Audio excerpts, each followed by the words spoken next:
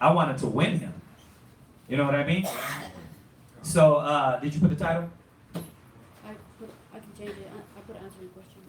No, because it's got to stay that. Did you already start live? Yeah. No, don't worry about it. I mean, if you can change it, change it. If not, we already started. But yeah, we are answering questions if y'all have any questions. Yeah, I mean, you did it. You dealt with it right, huh? You know, you didn't go back and forth. You, like you said, avoid foolish and vain babbling and things. Go there real quick. Because there's one point in there we do got to bear witness to.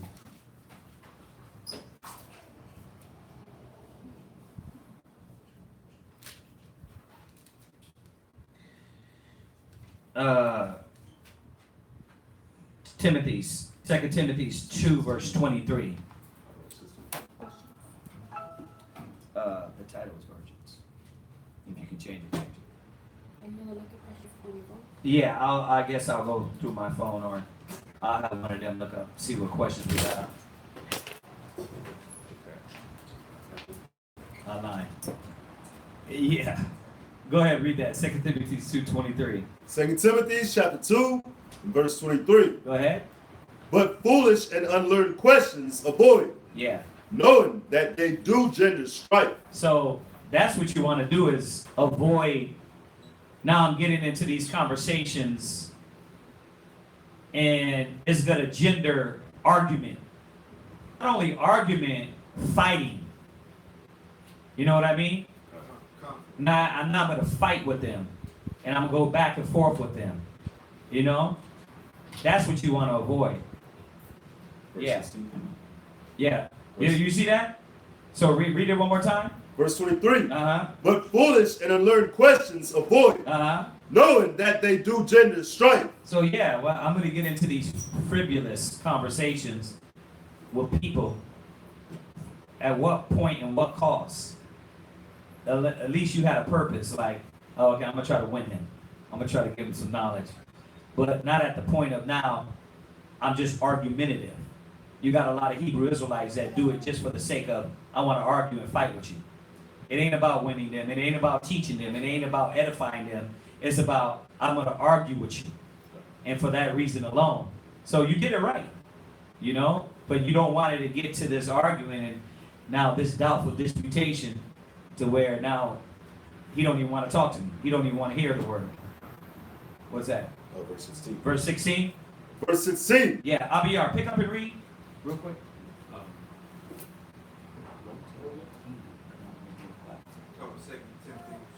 Yeah, check 2 Timothy's 2, verse 16.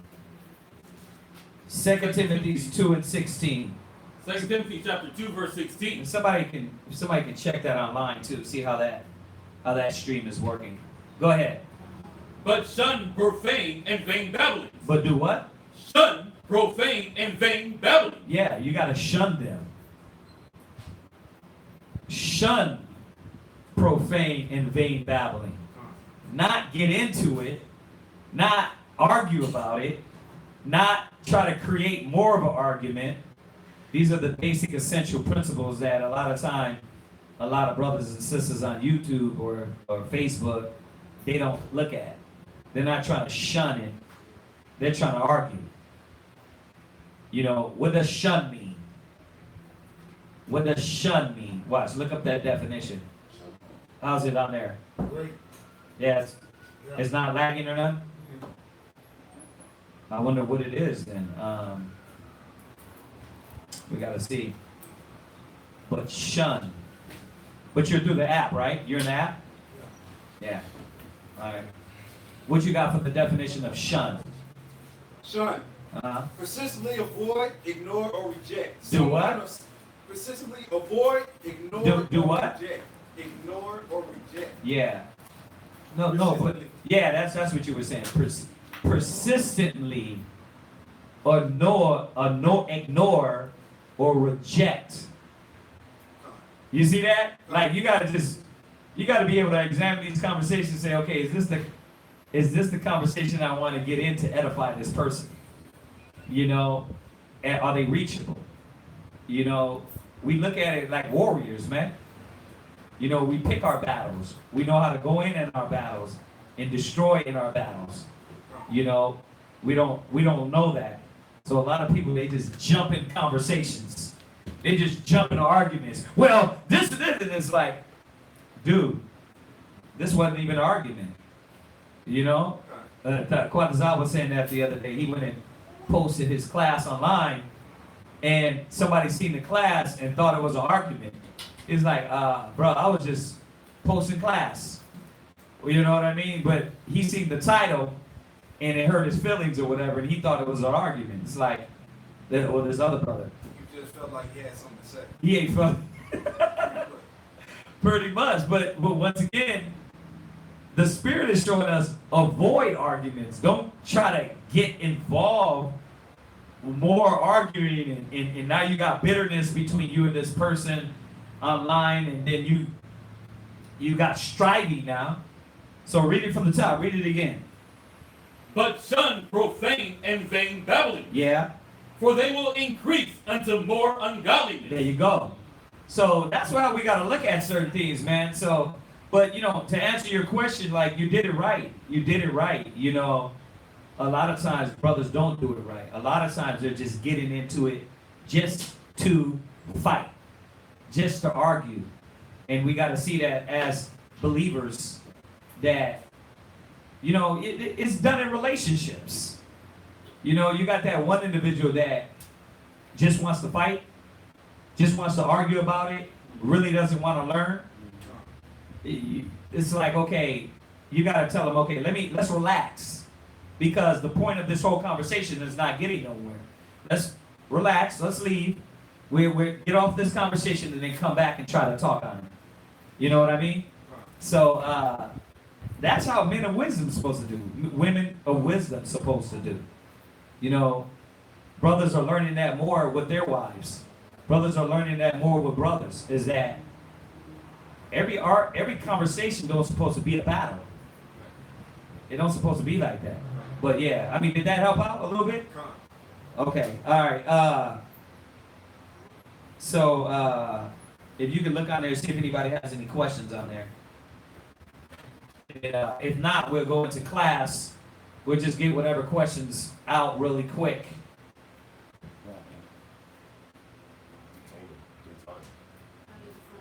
Okay, that's what they're not gonna do. Yeah. What's your question? This is in Psalms chapter 2, Uh-huh. verse 12. Psalms? Yes, sir. Go ahead. It says the first part, I understand basically, but the first part, it says, kiss the son. It says what? Kiss the son. Yeah. So, exactly what is that, you know? Oh, Psalms 2, right? Right, Let's go there. Let's go to Psalms 2 And 12. right. That's where you're at? Uh-huh. Psalms 2 verse 12. It's a good chapter. Psalms 2 verse, you're at the end. Yes, Right, that's last one. Okay, read verse 6, and we're going to get some context. Psalm chapter 2 and verse 6. Yeah. 6. Yet have I set my king upon my holy hill of Zion. Go ahead. I will declare the decree. Uh-huh. The Lord has said it unto me. Thou art my son. This day have I begotten thee. Right, so in spirit, he's acknowledging Yahweh Shai. So in spirit, he's praying, but he's also revealing to us how Yahweh Shai was revealed to the angels, right? He said, this day I've begotten you, right? So who's the first created? Yahweh Shai, right? He was the first created, and then he was lifted up above all the angels. So this is the Most High in spirit lifting up Yahweh Shai above all the angels, above everybody. Okay, so he's saying what? I will declare the decree. Verse 6, read it again. Verse 6. Uh-huh. Yet have I set my king upon my holy hill of Zion. Go ahead. I will declare the decree. the Lord has said unto me, Right. Thou art my son. Uh-huh. This day have I begotten thee. Go ahead. Ask of me, and I shall give thee the heathen for thy inheritance. So this is leading into your question. Now you're getting it now, right? He said, I would give the heathen to thy inheritance. So what was promised to Yahushua? That he would rule Right. over all nations, right? And that Israel will rule under him, right? So the Most High is giving him power, because remember, in spirit, David is saying, speaking of himself too. He's speaking twofold. We know this is Yahushua, but David is under Yahushua. So he's gonna fall under him. You know what I mean? Go ahead. And the uttermost parts of the earth for thy possession. Right. So he gets to rule everything. He's gonna run everything. I guess we're gonna see if that air conditioner works. Did you guys turn it back on with the filter? Yeah. Okay, so we gotta close that, right? Close the door now. Well, it's not even on. That's why I said, It's in the AC. It's you on. guys gotta help me out here. I'm in the middle of class online, bro. All right, so go ahead and read out. Did anybody get my point, what I was saying just a second ago? Yeah, turn it on, is my point. Go ahead. Verse 9. Uh-huh. Thou shalt break them with a rod of iron. Right, who is this talking about? It's talking about Yahushua, right? Yahushua is going to break the nations like with this rod of iron, right? He's going to set them in order with the law, but then also he's going to do what? He's going to destroy them, right? It said he shall stump the residue of the heathen, right? Go ahead. Thou shalt dash them into pieces. Go ahead. Like the potter's vessel. Go ahead. Be wise now, therefore, O ye kings. Uh-huh. Be instructed, ye judges of the earth. So now he's giving warning to the ones that supposedly rule. So what is he saying? Correcting them to serve him. Well, there you go. Now he's coming back and says, listen, y'all better use wisdom. First of all, he gave the warning. Then he comes back and says, y'all be wise. Now read on. Serve the Lord with fear. That's how you be wise. You better fear Yahushua. You better fear the Most High. Go ahead. And rejoice with trembling. Go ahead. Kiss the Son. There you go. So a kiss represented respect, represented acknowledgement. So when Judas came and kissed Yahushua, a kiss represented what? When he said, "Dad, thou betrayest me with a kiss," well, what did he mean? Anybody? Anybody know what a kiss represented? Remember, every time at class we tell all the new people why we salute, and I always tell them the scriptures say salute. We saluted each other with a kiss, or we saluted each other in the name of Christ. So when you greeted that brother or sister, you kissed them on both sides of their cheek. It represented what? Your love for them. It represented love for them, right? So they say you better have obedience. You better have that love for Yahushua, right? You better be humble. See, that's why Christ came back and said, "You betrayed me with a kiss."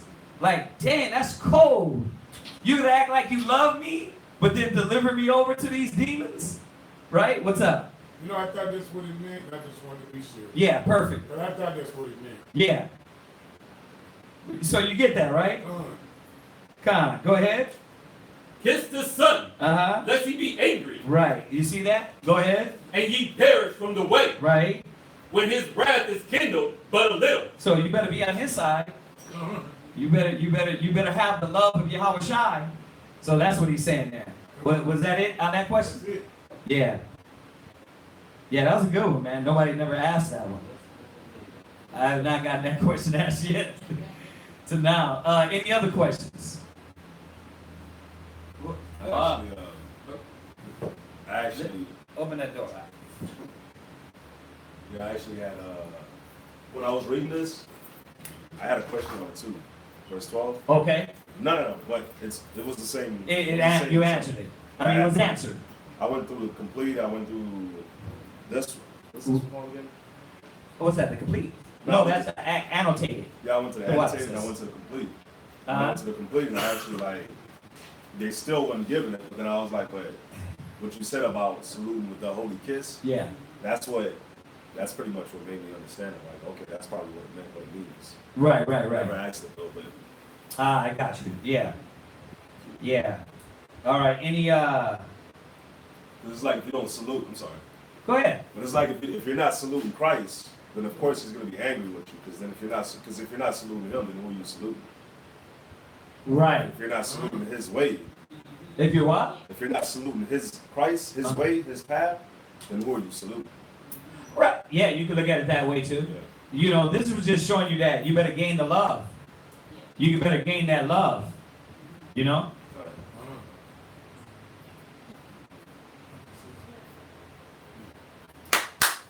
Hey, real quick, Shawashana, see if she's up so you can walk her through that before you go. She had her hand raised. I'll come right. You just got to make a statement, Mary? I was just saying, when David said, they keep saying God is good, but when like you got to show respect. You're saying God is good, God is good. Right. But, I mean, that's what he is. But if I say God is good, God is good, then he's going to just be good to you and you show no respect. Right. What's that, Camilla? I have a question on 1 Corinthians 7:34. So we got a question in 1 Corinthians 7 and 34. Yeah, they can hear us online over the fans, right? Please so. Con? Go ahead. Anybody check that out? I understand. All right. Easy. Somebody come with me. Ride with me on this ride here. Now you can hear. Oh, okay. Thank you. God. So I can get to class. Y'all not answering my questions. So 1 Corinthians what? 7 verse 34. 7 verse 24? 34. 34. 1 Okay. Corinthians chapter 7 verse 34. All right. Go ahead. There is a difference also between a wife and a virgin. Right. So, all right. Go ahead. The unmarried woman cared for the things of the Lord, that she may be holy both in body and in spirit. Right. So read it from the top. Read it again. Verse 34. Uh-huh. There is difference also between a wife and a virgin. Right. So a virgin is speaking that now this woman has remained a virgin. She didn't deal with a man. You get that part? Okay. But that's not where your question is. Okay. Go ahead. The unmarried woman cared for the things of the Lord. Right. So the unmarried woman, this virgin, she's constantly given to the duties of the Most High, right? The service of the church. You know, they call them nuns, right? I wonder why they call them nuns, but I mean, they get none. Go ahead. That she may be holy both in body and in spirit. Right. So she's keeping her virgin. That's Paul said that. To keep your virgin, right? You know, meaning you don't go physically lay with a man, or a woman, a man don't lay with a woman. Go ahead. But she that is married cared for the things of the world. Right. She cared for the things of the world because those things are towards her husband, right? And what he wants her to do. Like, when he wants you to cook for him, those are things just people in the world do in general, right? Okay, go ahead. How she may please her husband. Right. Verse Go ahead. 35. And this I speak for your own profit, not that I may cast a snare upon you. Right. So what part are we not understanding here? So my question is, like, I was listening to it today, so it's not something that I just random figure out. It's something that I was listening and kind of stood out. And I was asking my husband about it, but like I just wanted to, like, I know he knows a lot, but I just wanted to have a like complete clarification on it. Because I know there is somewhere said also that Paul said that it's better for the man to be not married because his own focus will be the most high. Right. Yeah, he said it in the verse above also about the man, right? So does it mean like if a woman? I'm not saying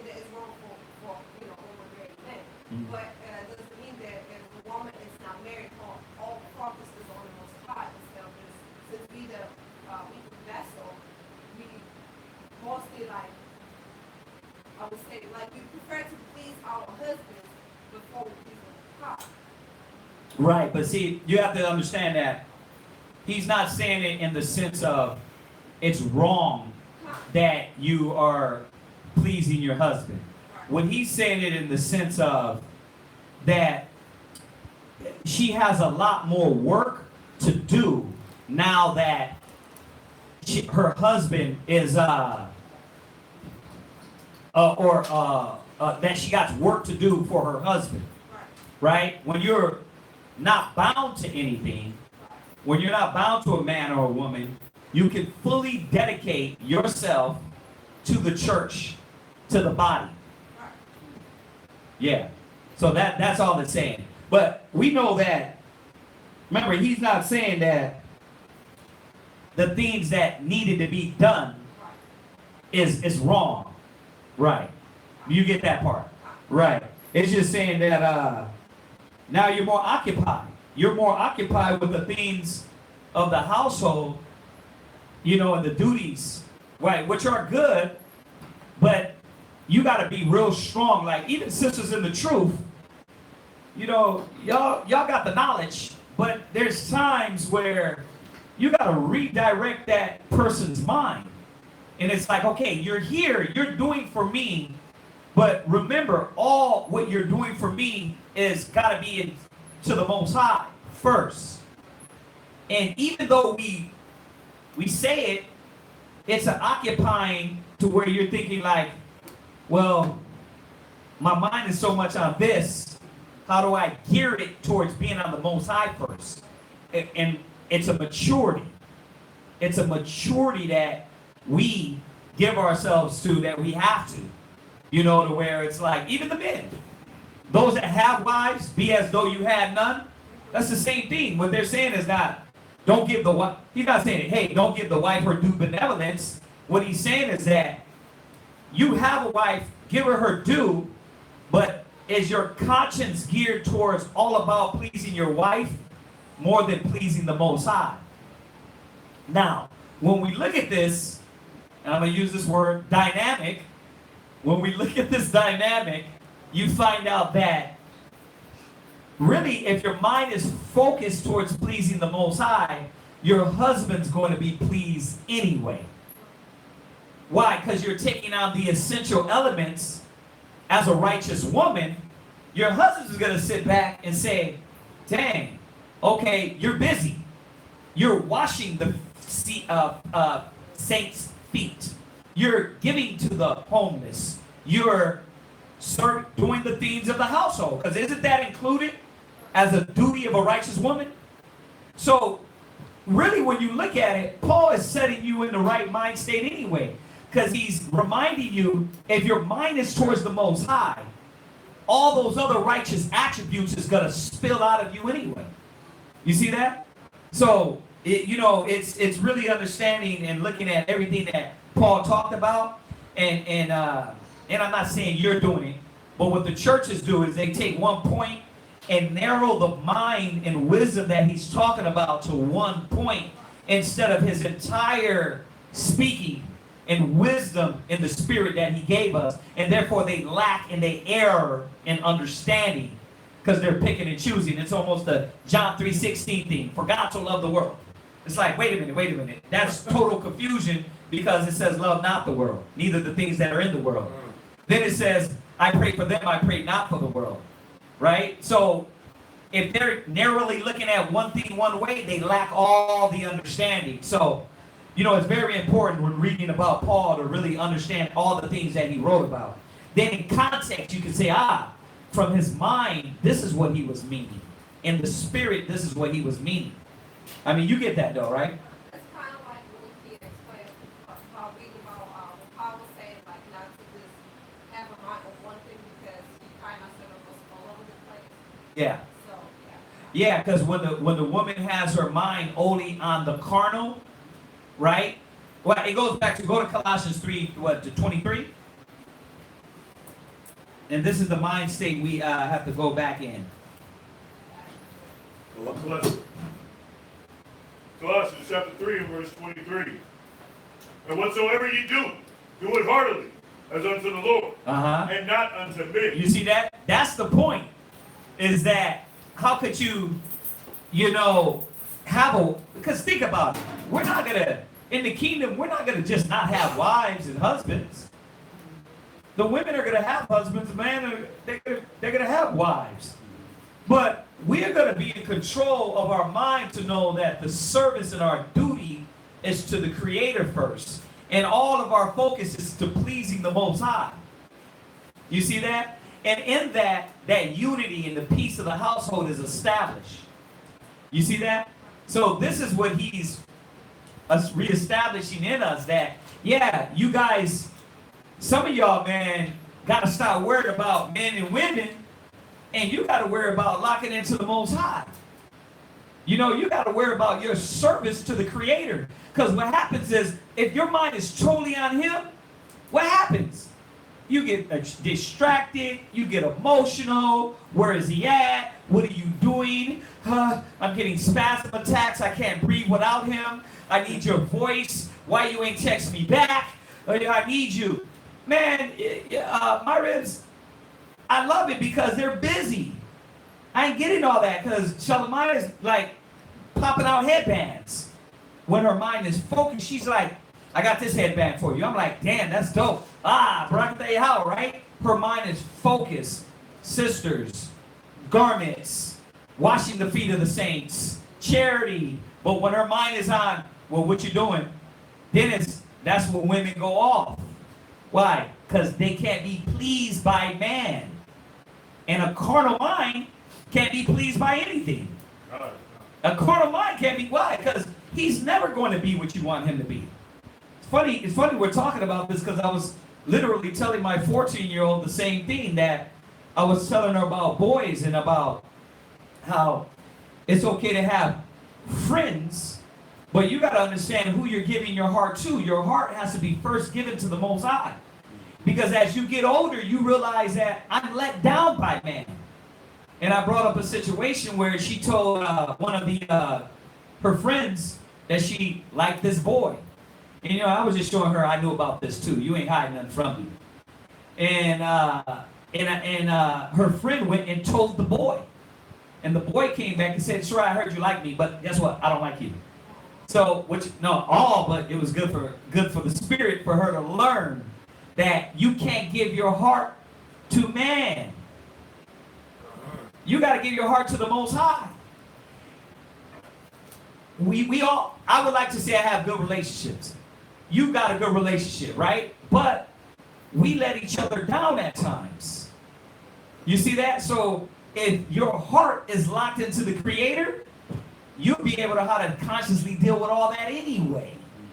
You see that? So that's why we come back to here. Read it again. And whatsoever ye do, do it heartily, as to the Lord, and not unto men. That's how, just counseling today with one brother. It's like, he's upset that man let him down. Man is going to let you down. But the Most High won't. But do I stop? As much as I've been let down by men, do I stop doing the will of the Most High? No. I still keep giving charitably. With love. With long suffering. No matter how many people come in and use us, abuse us, and then talk crap about us. I'm doing it for the Most High. You know what I mean? God. No matter what we do, it's always going to let somebody down. Oh, I don't like the way they did that. I don't like this. I don't like this decision. It's like, yeah, but look at all the charity that was done for you. But if we let man come in, what happens? What happens when man lets you down? And you're only ruled by men pleasing. Oh, that's the end of your life. Yeah, it's like, see, I can't do this no more. See, you're not there. And it's like your whole world ends. You're arguing, you're anxiety, you're bitter, you're sad, you're mad, you're angry, you're emotional. Because why? You didn't plug into the Creator first. What? That's deep. Because right here, we have a neighbor that's over there by us, right? Yeah. She done put her all 100 into her daughter. Uh-huh. And her daughter did her so bad, she had come to my real him and said, I just need to come to you. And I'm just so broke. I want to just kill her. Right. I'm broke. I'm just, I That's don't know. I do this for her, and I do that for her. right. And I bought food, and I got the lights come back on.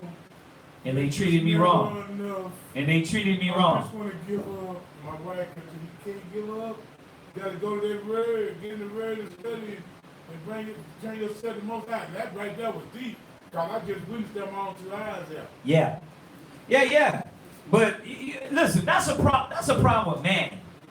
That they're living this life for carnal or for something else. That's the problem. Where does anxiety, anger, doubt, pride, jealousy, fighting, bickering go forth? I'm free. You know why I'm free? Because I'm not bound to your emotions. You're spazzing out, you're fighting yourself.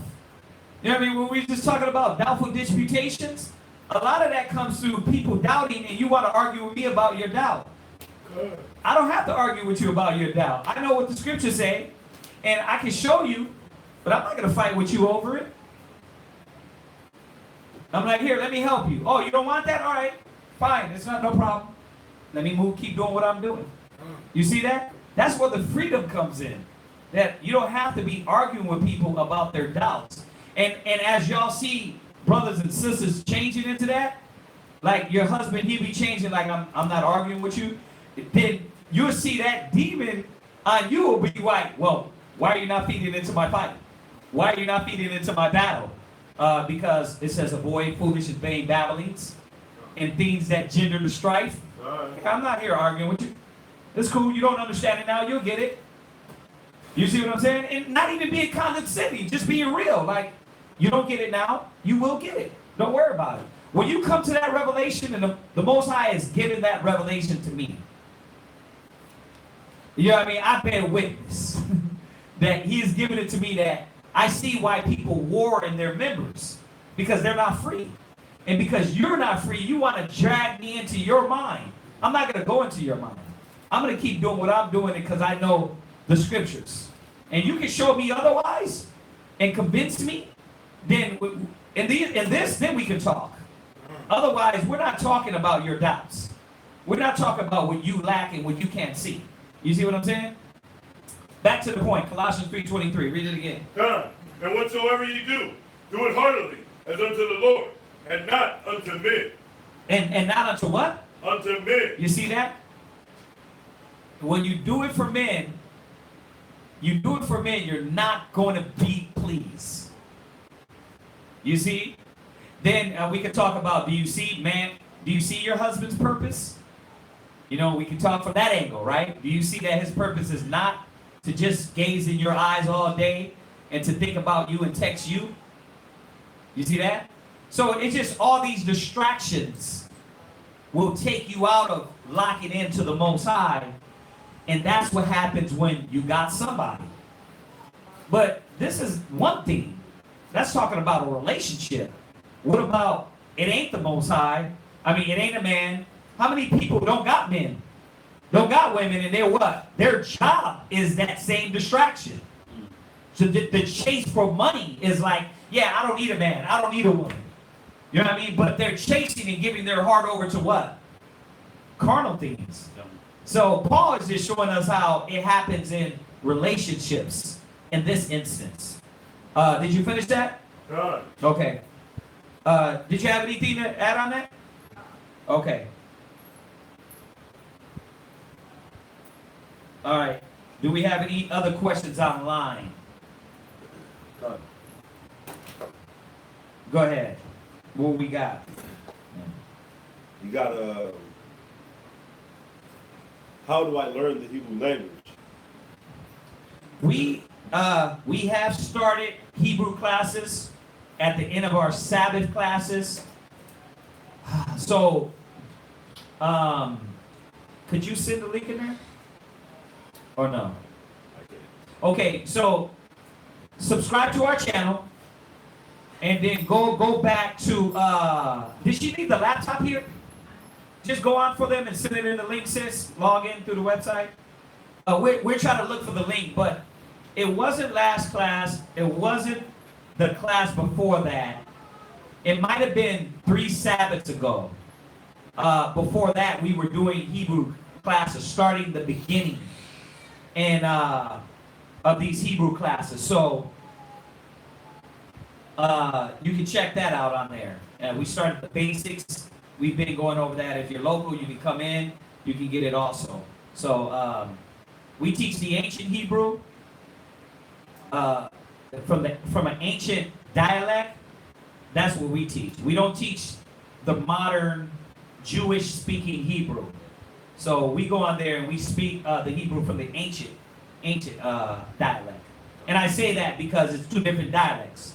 You got the Yiddish and the Jewish-speaking language, but Hebrew writing, but the dialect is Caucasian mixed with Spanish, mixed with English, mixed with Russian and all this madness that they speak. We don't do that. We speak the ancient. All right, so check it out. Hopefully, those would get you started on the Hebrew. All right, what else we got on there? Is it the end of the world? It's straight out, huh? Is it the end of the world? It says, is the world almost over? We know this world is almost over, but to be real, go to Luke. Who knows what I'm going to? Some of you aspiring officers, where am I going to answer this question? What's the first thing we want to put in their mind? What's the first thought we want? When somebody asks that question, what's the first thought that come to your mind? You don't know the day or the hour? There you go. That should be the first thing. Like, because for me to sit here and be like, yeah, it's over, it's done. You know what I mean? It's not the right way to answer that question. The right way to answer the question is that no man knoweth the hour nor the day, but then coming back and explaining, we do know from the signs. And the signs of the times are telling us we're in the last days. We're in the last times. Okay? Did you find it? There's one in Matthew. Okay, go to the one in Matthew's. Matthew chapter 24. You got to read loud, read over the fans. God. Matthew chapter 24, verse 36. Matthew's 24, verse 36. Surety 6, sir. Read that. God. But of that day and hour, no man. Uh-huh. No. Not the angels of heaven. No, not the angels. Go ahead. But my Father only. Right. It says, Yahweh Shai is saying, only God knows. Only Yahweh knows. He don't know. He said only the Most High knows. So, no, not I can't say, and I don't think nobody can say, hey, the world is finna be over in this point or that point. We can say we know the times, and the signs and the seasons lead to, the birth of the new nation. That's how we got to look at it. We got to look at it as, the Bible says, as a woman in travail. Right? Done. Now, if you look at it as a woman in travail, you know that we can be in the end trimester, right? We can be in the in that time the birth is going to be brought forth. But you can't say when that's going to be, right? You can't say, we know we're in the last times. We look at the wars, the rumors of wars. We look at transgenderism and homosexuality running rampant. We're looking at they're making the wickedness of the Illuminati a theme to be a part of. We know that. You know what I mean? But at the same time, we can't say we know when that day is. Right? Con? God. What y'all got? What you got? I got Romans chapter 13 and verse 11. Uh-huh. And that day, knowing the time, Uh-huh. that now is high time to awake out of sleep. Right? For now is our salvation nearer than when we believe. Now, two things I want to bring about this point. This is during Paul. So we talk about way back. But they were looking at salvation coming at that time. So, Lord knows. You understand that? Lord knows. We don't know. We can only go by the signs and the times. And pray and stay consistent. That's it. And so somebody else got anything to add on that? Somebody else got anything to add on that? He's too hot? Luke 21 and 9 Right. Luke 21 and 9. says, but when ye shall hear of wars and commotion, Uh-huh. be not terrified. Right. For these things must first come to pass. Right. But the end is not. Yeah, there you go. So even in that, he's saying, hey, the wars, rumors of wars, the famine, the pestilence, the end is not yet still. Y'all get that, right? So we don't know when. We don't know the time. Right? Here, grab this for me, I can then bring this back. So just to let y'all know, this is Mashaba. So what other questions we got on there? Yeah, sis. So he say, be ready. He say, when I come, that's when it's coming. Yeah, be prepared. Already showing us we already get. Yeah, and we're going to touch on that tonight when we deal with this topic on the virgins. We're going to touch on that being ready. Because it was a brother. That's actually a question. Yeah. Just wondering what time are y'all leaving out? We're going to leave 10 tomorrow. So, y'all got that? Done. Con? Done. Y'all with me? Done. Okay, any other questions? We'll get those questions, get them out of the way.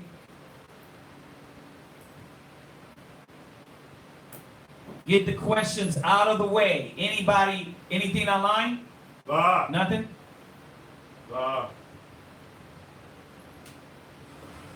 Yeah.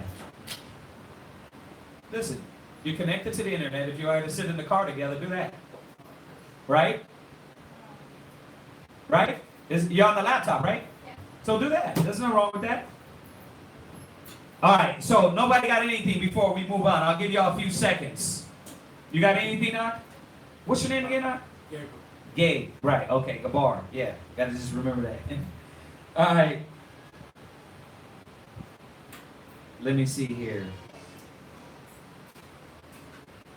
I'll give y'all a few seconds. If nobody has any other questions, we'll go ahead and move into this class. So, how's the connection today? Good so far. It's good so far? Fine. So then, what are they? It must be something on the computer. Why do you got it angled? Like, oh, no. Oh yeah, it must be something on the computer. Yeah, because you're flowing. It's flowing on. Yeah. So we gotta see what's going on with the computer, and then maybe they downloaded something or something on there, and then reassess that because it is working good now, huh? Yeah. Okay. Yeah. I had a quick one. Quick question. This is unless anybody else got anything online. Go ahead. Psalms 62, verse 9. Go ahead. Surely men of low degree are vanity, Uh-huh. and men of high degree are a lie. Yeah. To be laid in the balance, they are altogether lighter than vanity. Compared to the Most High. That's what it's saying. When you read up, you're in Psalms what? Psalms chapter 62, verse 9. Yeah, Psalm 66. A lot of these I'm familiar with because I let that audio Bible just constantly play, man. So, This is the last precept. Yeah. It said they are altogether lighter, and I was trying to figure out what that was yeah. meaning. But, okay. Yeah, that's just talking about compared to the Most High. Psalm 62 and 5. Psalms chapter 62, verse 5. Mm-hmm. My soul, wait thou only upon the Most High, Mm-hmm. for my expectation is from him. Wait, what verse were you done? Verse 9. Oh, verse 9. I'm sorry, read it again. Surely men of low degree are vanity, and men of high degree are a lie. Right, because when you read up, it's telling you here from verse 6, he only is my rock, he's my salvation, he is my defense, I shall not be moved. In the Most High is my salvation and my glory, my rock, my strength, my refuge is in the Most High. Trust in him at all times. So it's just saying, compared to man, like the topic we were on, man is going to let you down. Man will make mistakes. Man is not perfect. But if your mind is locked into the Most High, right? One, we're going to know how to deal when man falls. You know what I mean? Think about it. If we're locked into the Most High, and one of us make a mistake, how does the Most High say deal with it? Panic, lose your mind, forsake the brother, give up? You see that? I'm saying that because brothers think locking into the Most High means don't never give any man credit. Don't look for man never say, hey, that's a good brother. I can look forward to a being there. That's not saying that. Y'all know that, right? Because you can look to man, but do I put my whole heart, trust, spirit in that man? No. But if like brothers amongst us, and you're in front of me, so I'm gonna pick on you. But if I look to Shatat and I say, hey, yeah, go to this brother, man, he's good because he knows about this subject. You know what I mean? No, brother, the scriptures say never put your trust in man. Who is good? Like, hold on, I wasn't saying go bow to Shatat. I was saying that if you want to know about this subject, he's a brother that you can talk to on it. You know what I mean? If I say, hey, you know what? Arya, man, that brother, he's known for his charity and giving. I don't got it right now. Go ask him. Oh, brother, don't. What are you talking about? I'm asking the Most High. He said, put your trust in him. We know that. But he put people among you that are following Yahweh Shai. Y'all think it's funny, but how many people think like that? How many people think when it says put your trust in the Lord, like, no, I can't trust no brother? How many people think like that? Because they err and they're simple-minded. What? Mostly the people who don't want to join camps. But mostly people that don't see the benefit in unity and brotherhood. They're skipping out all the unity scriptures, brotherhood scriptures, be joined together scriptures, and just using, like the Christians, oh no, trust not in man. It's not saying that. It's not saying don't have a brother that is unified in your mind and y'all be together in one mind. It's not saying that. It's just saying that when it all fails, you know that the Most High was your fortress, your refuge, your rock, your salvation, your right? All that stuff, right? So then David comes back and reminds you, I'm trusting in him in verse 8, trust in him at all times. You see that? It says, ye people, pour out your heart before him. Yahweh is a refuge for us, Selah. Surely men of low degree are vanity. Now he's reminding us, listen, man ain't the Most High. When it all comes down to it, you got to put your trust in the Most High. That's what he's saying. Good question, yeah.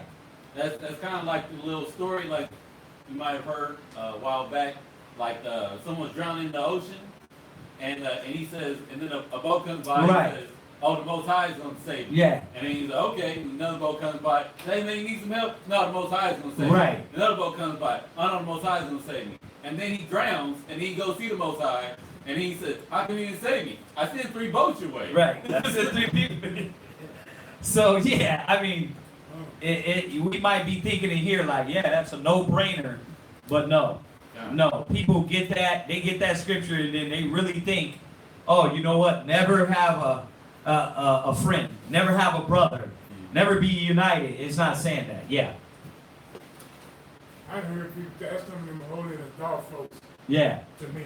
But it's not holier than thou, it's just they literally err not knowing the scriptures. Like, And what, the scriptures say, yeah, don't trust in man, but it still comes back and says, be ye joined together in one mind and one judgment. It still says, gather yourselves together. It still says, be united. It still says, give a brother a chance. It still says, woe to him that is left alone. When he falls, who will be there to pick him up? It says, two are better than one. One fall, the other be there to pick him up. What is it saying? That you're looking for, if a brother fall, you can't be like, well, I can't depend on a brother picking me up. No. The Most High sent good men, women that think like Christ that will be there to pick you up.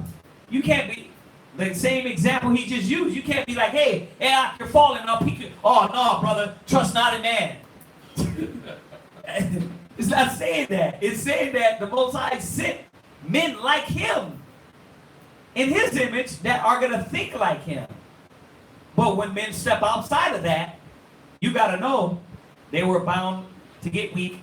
They were bound to fall. So make sure you keep connected with your plug connected to the Most High. So when they do fall, you don't loke up and loke out and go crazy. Oh, see, I knew brothers was wicked. All men are wicked. All men are sinners. What do you, like, you just came to that epiphanies? You know what I mean? No, it was always written before that even happened, brother. All right? Yeah, Jeremiah 17:9. It was already written. So it's just going through the scriptures and getting that understanding. What else we got? it says, a girl made a statement. She said, a girl invited me to her church, her service Sunday. But I told her I didn't want to go. I told her I don't do Sunday church. She asked me why. I told her about the fourth commandment. She asked me how I knew it was true. How did she know? How did she know it was true? Yeah. Well, I would have said the same way why you think the reason I should go to church. Because God is true. Right? Right. Let God be true and every man a lie. I mean, yeah. I mean, was there, maybe I'm looking at this question wrong. Further edify me or come back and give me some more in-depthness in this. Because sometimes I be looking like, oh, this is easy. But maybe there's something I'm missing in your question that is not that easy. You know, because me, I would have been like, because the Bible, the Most High said, and done. You know what I mean? Maybe I'm looking at it wrong, though. She said it's just important that we serve. Like, it don't matter which is the correct day, but I know that I now know better. Right. Well, and they're coming from a Christianity mindset. It don't matter what day it is, right? And now, I'm going to blow your mind here for a second. We supposed to serve the Most High all days of the week. Pow, right?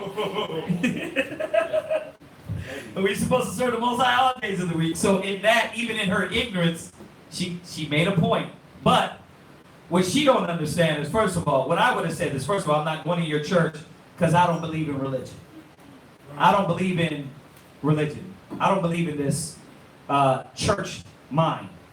That's why. You know what I mean? And for instance, they think the Sabbath day is on Sunday. Did you see how I'm bringing her in, giving her to understanding now?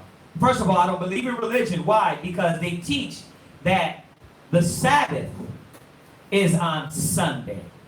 And the Sabbath is not on Sunday. Do you see how now we're actually talking about something? Because it's not that the day the Lord can be worshipped on Sunday. Is that they teach that the Sabbath day is on Sunday. Because we serve the Most High every day. Right? But we know the Sabbath day is on the Shabbat, Friday sundown, to Saturday sundown. But does that mean Sunday you're just like, you're not serving the Most High? No.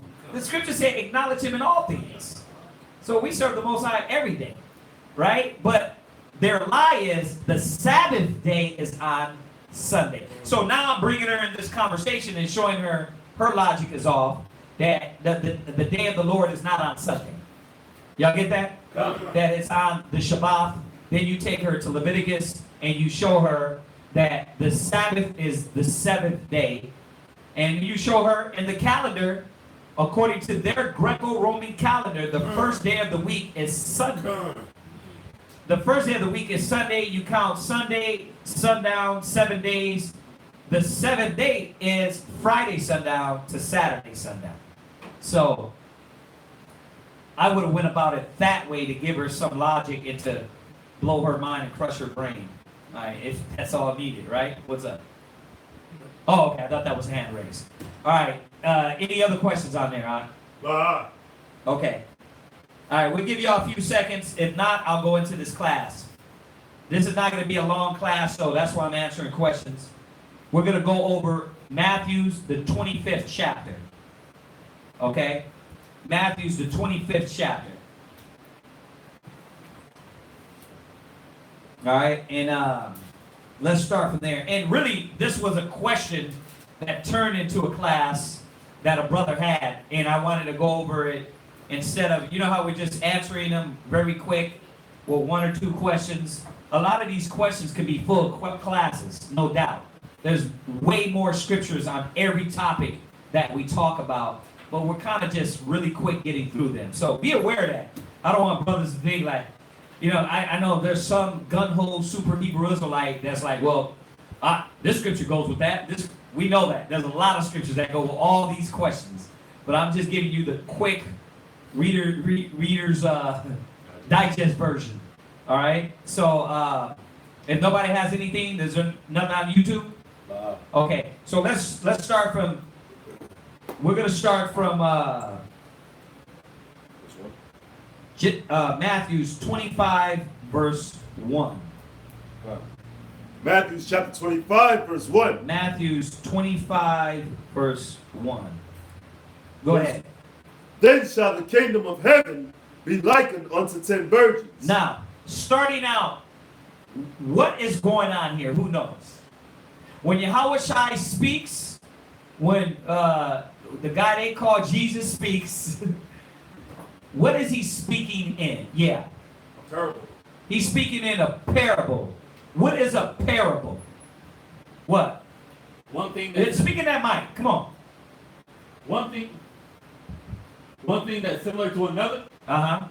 One thing similar to another. Look up the definition of parable, because we gotta get this out of the way. And why? Because a lot of people don't understand that these parables relating from one thing to the next was in parable form, but he was relating it to actual things. Y'all get this? Come on. That it was to actual things. A lot of people don't understand that. They're like, oh, that was a parable. Right, but why did he use the certain things in there in the analogy, in the allegory? Why? Because he was relating them to things that were real. Y'all get that? Yeah. Once again, you would think that's a no-brainer, but people were not understanding that when he talked about hell, the allegory was that there is a hell. It wasn't just he was just shooting off some frivolous wisdom that wasn't going to be any benefit to you. Y'all get this? So these parables, these allegories, are things that are going to pertain to you in your life. Y'all get that? Ergo, the seed and the sower. Y'all get that? Come on.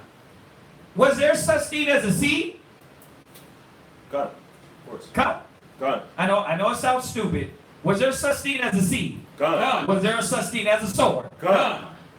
Why did he use the seed and the sower?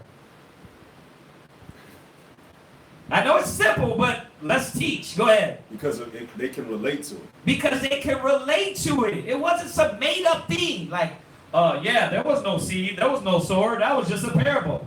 Same thing with the hell. Same thing with this parable that we're talking about. So what's the definition of parable? Shatak. Shatak, shaka. Go ahead. Parable. A statement or a comment that conveys a meaning indirectly by the use of comparison. There you go. You see that? A meaning what? A meaning indirectly Uh-huh. by the use of comparison. You see that? A meaning of something indirectly, and I'm going to tell you that way by comparing one thing to the next. So this is what Christ speaks in a lot, because he wanted the understanding. He wanted the understanding to come to the ones that needed to understand. Y'all get that? Right. Okay. So let's read that. Matthew's Chapter 25, verse 1. 25, verse 1. Then shall the kingdom of heaven be likened unto 10 virgins. Right. So this analogy, he's bringing up, are there such thing as virgins? Done. I know, once again, y'all are like, well, why you keep saying that? Because he's using something that was real, that they were dealing with. 10 virgins, right? Go ahead. Which took their lamps and went forth to meet the bridegroom. Right. So this is how the kingdom of heaven will be compared to. The kingdom of heaven is compared to 10 virgins. Why? Because the virgins represent something. The bridegroom represented someone. And this marriage represented something. Okay?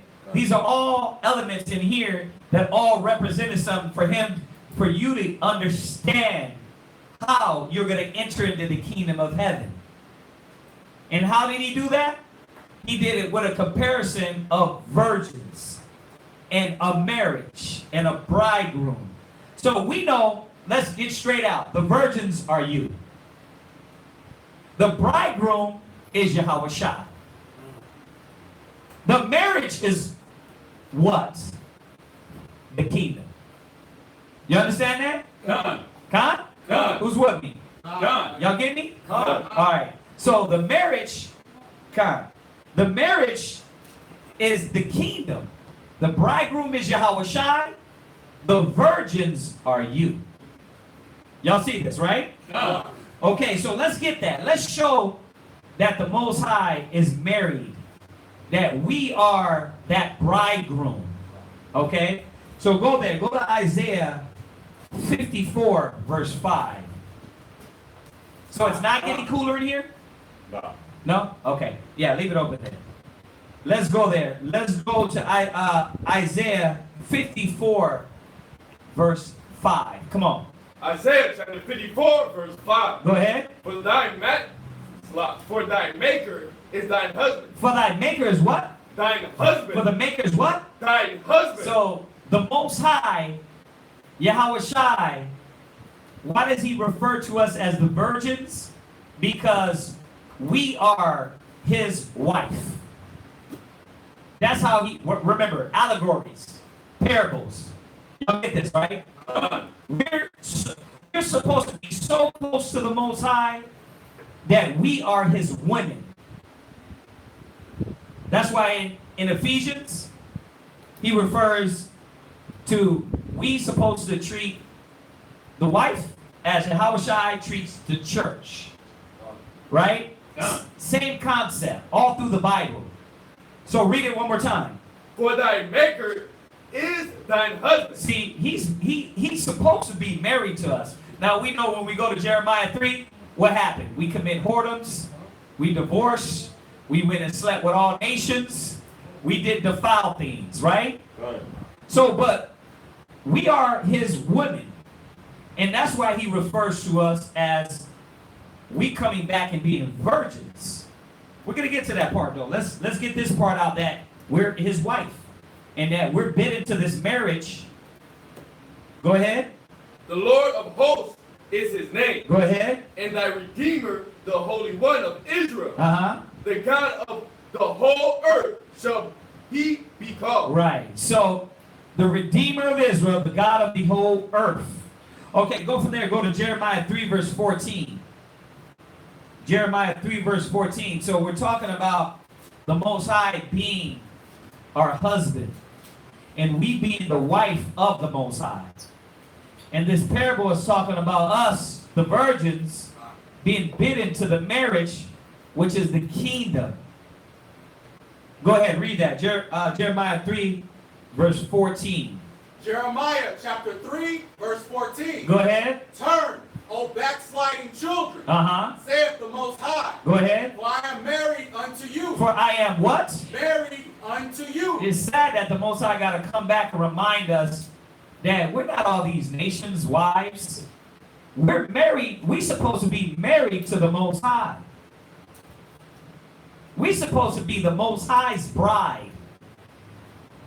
Your heart, your dedication, your love is supposed to be to the Most High.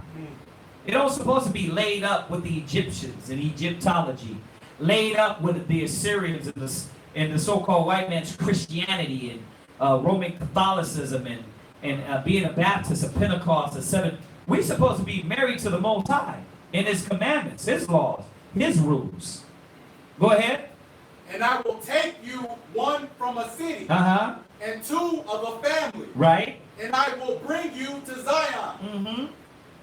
So what He's doing is reminding us, I'm the one that's going to deliver you. You understand that? I'm the one that's going to save you. Go ahead. All right, go from there. Go to Hosea 2, verse 19 and 20. So just scripture showing that in this parable form, Yahweh Shai is speaking like the Bible speaks. Yahweh Shai is not saying nothing different than all the parables when he or allegories that he tells us that we're his women. And we're supposed to be virgins though. You know, we're supposed to be these virgins that come back and are accepted to his marriage. Y'all get this? Come on. Go ahead. Hosea chapter 2, verse 19. And I will betroth thee unto me forever. Yeah, I will betroth thee unto me in righteousness. You see that? So right now, the Most High is betrothing you. This is the betrothal period. Done. You understand? Done. And how is he betrothing you? How is he clean? The betrothal time, right? Done. When they were in the ancient days, what did they used to do to the women? How did they, when they put them and got them ready, these virgins, what did they do? Who knows? Who knows? Yeah, what did a lot of kings do? They anointed. They what? They anointed them. They anointed them. But the anointing was the what? They like bathed them with oils. Right, but what did the bathing the oils, what was it doing? They weren't just bathing them with oil. It was what? Cleaning. It was cleaning them. Him been studying. He was cleaning them. So to get these virgins ready, he's betrothing us to him, but you got to go through the cleaning process. And we know the cleaning process, right? He says what? In Hebrews, he tells us what? Despise thou not the chastening of the Most High. Right? He chastised the one he loved. Right? In Hebrews, I think is it 2? No. No, Hebrews 12, I think it is. He says he chastised the one he loved. In Romans, and Isaiah 48 and 10, he says what? I have chosen you in the furnace of adversity. In Zechariah 13, he says a third part was going to be brought through the fire to purge you and cleanse you. In 1 Peter's, I think it's 2, I can get all these. I'm just quoting them because you already know a lot. We've been over this a million times. He says he's refined thee and chosen you. He repeats what's in Isaiah. The furnace of adversity. As gold is tried in the fire, right? So how is he getting you clean? How is he getting for you to hold your virgin? He's cleaning you up with affliction, persecution, trials, to see if you're going to be that pure virgin. You understand this? God. That's how he's getting you betrothed. He's betrothing you and he's preparing you for the marriage. What's up? I thought you had something to say. All right, y'all understand this? Done. You raising your hand over there, Sam? I was looking at the reading of it, it's right on point. What, betroth? Yeah, Yeah. right on point. Well, I mean, it's what we're supposed to do in the law, right? Instead of jumping right in the sack, you were supposed to prepare. And the Most High is, listen, the Most High is preparing us. He's not going to let everybody get in the kingdom. But he is going to let those 5 wise virgins, he's going to let the wise virgins get in the kingdom.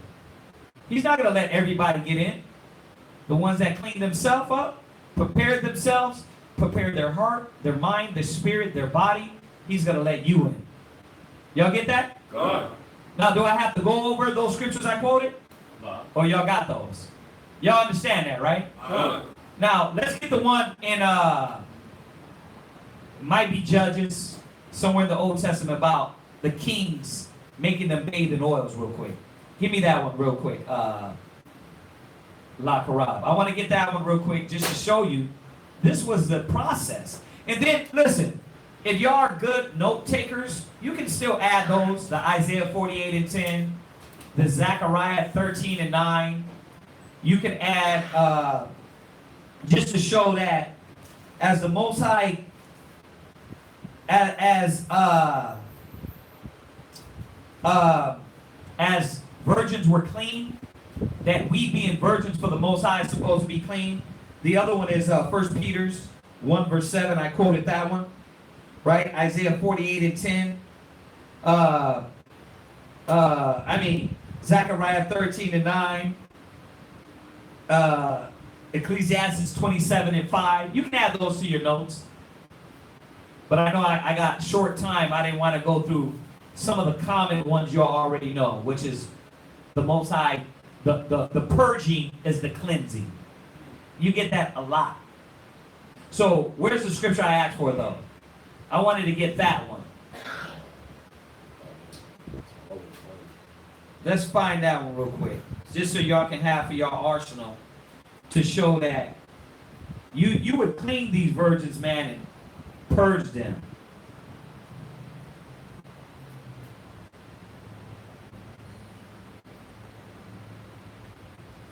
I know it's in, I thought it was in Judges. I thought it was in Judges, let's see here. All right, we'll go on, let's find it, and then we'll jump back. Let's go back to, unless you found it. Oh, No? Okay, go back to Matthew 25. So, what are we understanding so far? Being in the first verse. What do y'all get so far? Come on, ride with me, y'all. Ride with me. Wake up. What are we understanding so far? What is this parable talking about? that the Most High is Speak loud. Give them the mic so they can hear you. Come on. It's low. It's gonna be the low. Most High. Go ahead. The Most High is preparing 5 virgins out of those people that are wise for the marriage of the Most High. Okay, what does the virgins represent? I know we ain't go there yet, but we're going to. What is it, Sharad? If the virgins represent Israelites, we're going to find out righteous ones. What does the marriage represent? Gabar or Gabe. What does the marriage represent? Pretty much a union. Right? But what union is it specifically talking about? John, go ahead. The kingdom. It's talking about the kingdom. Remember he said this is, the kingdom is likened like this. That's the marriage. Okay? And who's the bride, the bridegroom? Who's that talking about? That's talking about Christ. So we're all being prepared to be married, being brought and adorned as virgins to Yahweh Shai. But we got to be cleaned up first. Y'all get that? You got the scripture? Yeah. What is it? It's Esther 2:12. I was totally wrong. Esther 2:12. Go ahead and read it for him real quick. Y'all write it down. He's going to read it. All right. This just shows you that when we have virgins, They had to be cleaned up. And then you can add all those other scriptures to show you how these spiritual virgins are being cleaned, is what the affliction, the trial, the persecution, the being purged. Go ahead. Esther chapter 2, verse 12. Go ahead. Now when every maid's turn was come to go into King Ahasuerus, after that she had been 12 months, according to the manner of the women, for so were the days of their purifications accomplished. So they would be purified for 12 months, a year. Go ahead. To wit, 6 months with oil of myrrh, and 6 months with sweet odor. See? So how is the Most High purging us, Lakara? How does he purge us? We know the carnal virgins were purged with oils and frankincense and myrrh and stuff that would clean them out. But how are we being purged? How are we being prepared for the bridegroom? We're prepared through the fire. Talk loud. We're prepared through the fire, getting our imperfections burned out of us. There you go. The fire, the trial, burns out those imperfections and impurities on us. Because you have to go through them and what? You have to go through the trials and tribulations and do what? And endure. You have to endure what else? Oh, I was going to say the same thing. You have to use the Bible to get through them. That's going to show if you are pure and ready for the Most High. Y'all get this? God. Okay, back to Matthew 25 and 1. Come on. Matthew chapter 25, verse 1. Go ahead. Then shall the kingdom of heaven be likened unto 10 virgins, which took their lamps and went forth to meet the bridegroom. Right. So we were in Hosea 2:19, right? I want you to get one more to add to that. The 2 Corinthians 11 and 2. To just, once again, another scripture proving that we are the bridegroom. We are, we are the virgins. Okay, being prepared. Read that. 2 Corinthians chapter 11. No, 2 Corinthians. 2 Corinthians chapter 11, verse 2. 2 Corinthians 11 and 2. Go ahead. For I am jealous over you, with godly jealousy. Go ahead. For I have espoused you to one husband. Yeah, I have what? Espoused you to one husband. I have espoused you to one husband. You understand that? Done. Who's that one husband, y'all? Yahweh Shai and Mashiach. Yahweh Shai HaMashiach. Y'all get that? Done. Go ahead. That I may present you as a chaste virgin to Christ. That he might present us as a what? Chaste virgin to Christ. Right, so, hand me that. And that we're presented to Yahweh Shai as a chaste virgin. Not just anything, but you were going to be presented as a chaste virgin to Yahweh Shai. Y'all get this? Con. Okay. So, now, if we didn't know by now, who the virgins are, let's do one more scripture. One more scripture. Go to Revelations 14 and 4. Revelations 14 and 4. Revelation chapter 14, verse 4. Right. Hold on. Wait till they get it. Wait till they get it. Y'all got it? Go ahead, read. These are they which were not defiled with women. Right. These are who? Read up a little bit. Let's 14 and 4, read 3. God. And they sung as it were a new song before the throne. And before the four beasts. Go ahead. And the elders. And no man could learn that song but the 100. You know what? Let me stop. Just start at verse 1. God. Start at verse 1 and read down. Go ahead. Revelation chapter 14, verse 1. Go ahead. And I looked, and lo, a lamb stood on the Mount Zion.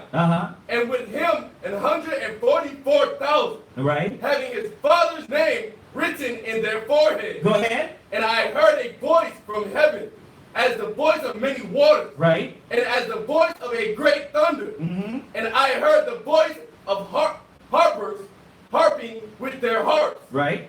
And they sung as it were a new song before the throne. Right, because these 144,000, we know, Revelation 7, they're the chosen. And they sung a new song. Right? We sing in the old song. The old song is here in Babylon. You rejoicing with America. You know what I mean? No justice, no peace. I got to get a job. You know what I mean? That's the old song. The new song is glory and praise and obedience to the Most High. That's the new song. Unity in the spirit of the Most High. Go ahead. And before the 4 beasts, Uh-huh. and the elders, and no man could learn that song but the 144,000. And we're learning it now. We're learning that song now. You know what we're learning? Unity, brotherhood, compassion, ministry, submitting to the Most High. That's the song. That's what's going to march us righteously to the Most High. That's what's going to prepare us. Go ahead. Which were redeemed from the earth. Read. These are they which were not defiled with women. Right. It doesn't mean that we were not going to have sexual relations. It meant that women didn't pull us out. It meant that we understood those that have wives put the Most High first. I love my wives. They are a pillar and a force. They are a support. They are a strength. They're the backbone of my household. You understand? But they don't come before the Most High. The service and duty don't go to them first. It goes to the Most High. Y'all get that? So this is what it means by they weren't defiled by women, meaning that we didn't let women be our goal. You understand that? We didn't give our hearts over to the woman, and the Most High gets second. Read. For they are virgins. For they are what? Virgins. For they are what? Virgins. For they are virgins. You understand? Now, you know this is symbolic because when it tells you about the righteous living in the righteous land, you know it says 7 women shall take hold of 1 man. So it doesn't mean they're physical virgins. It means that these are spiritual virgins. Because if that was the case, there would probably, nobody would make it into the kingdom of heaven. And that would mean that all of our works would be for nothing. So it's speaking spiritual. It's speaking of what Yahushua said, these are virgins. You understand that? Go ahead. These are they which follow the Lamb whithersoever he goeth. And how are we virgins? Read it again. These are they which follow the Lamb whithersoever he goeth. It says there, these follow the Lamb. No, they follow the car. The Lamb. They chasing money. The Lamb. No, their kids are their life. The Lamb. No, man, I gotta get money. The Lamb. They follow the Lamb. Yahushua. Is it in Exodus? Same thing. 13. Go ahead. Whithersoever he goeth. Yeah, they follow the Lamb. So what made us virgins? What made us chase? What made us chase? Because we gave our heart and our spirit to who? Yahushua. Who, class? Yahushua. I don't hear y'all. Who? Yahushua. Oh, it seems like y'all doubted that for a moment. Like my job in Yahushua. My job is then Yahushua, and my job, my rib, kids. You know, God's in there somewhere. No, he's supposed to be first. They follow these. Listen, regardless of what you saying and what you're not saying. Themses, they was following Yahushua. So if you want to be in that number, you gonna follow Yahushua. Let's just get real. That's why you can't make yourself of that number. Why? Unless you following Yahushua. And unless you following him to win. The end. You serving him in his purpose to the end. Not putting him secondary. Go ahead, finish. God. Go ahead. Being the first fruits unto the Most High and to the Lamb. Yeah, because the 144,000, these are the ones that stuck in, and they're going to be lifted up and given a different seat. They're the first fruits. They're not the 1/3, but they're of the 1/3. You understand? God. Man, they're just the governing body. Y'all get that? God. being the first fruits unto God and to the Lamb. So y'all get this, right? Okay, hold on 1 second. It's 2. Is it 2? I feel like it's 2 and 42. It might be. I wanted to add a precept that I didn't have, but it goes right with this.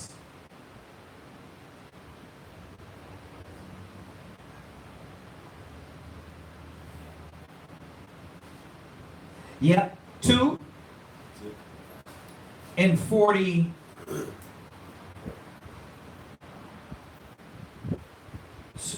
2 and 30. Oh, yeah, there you go. Oh, you found it, huh? 2 and 30,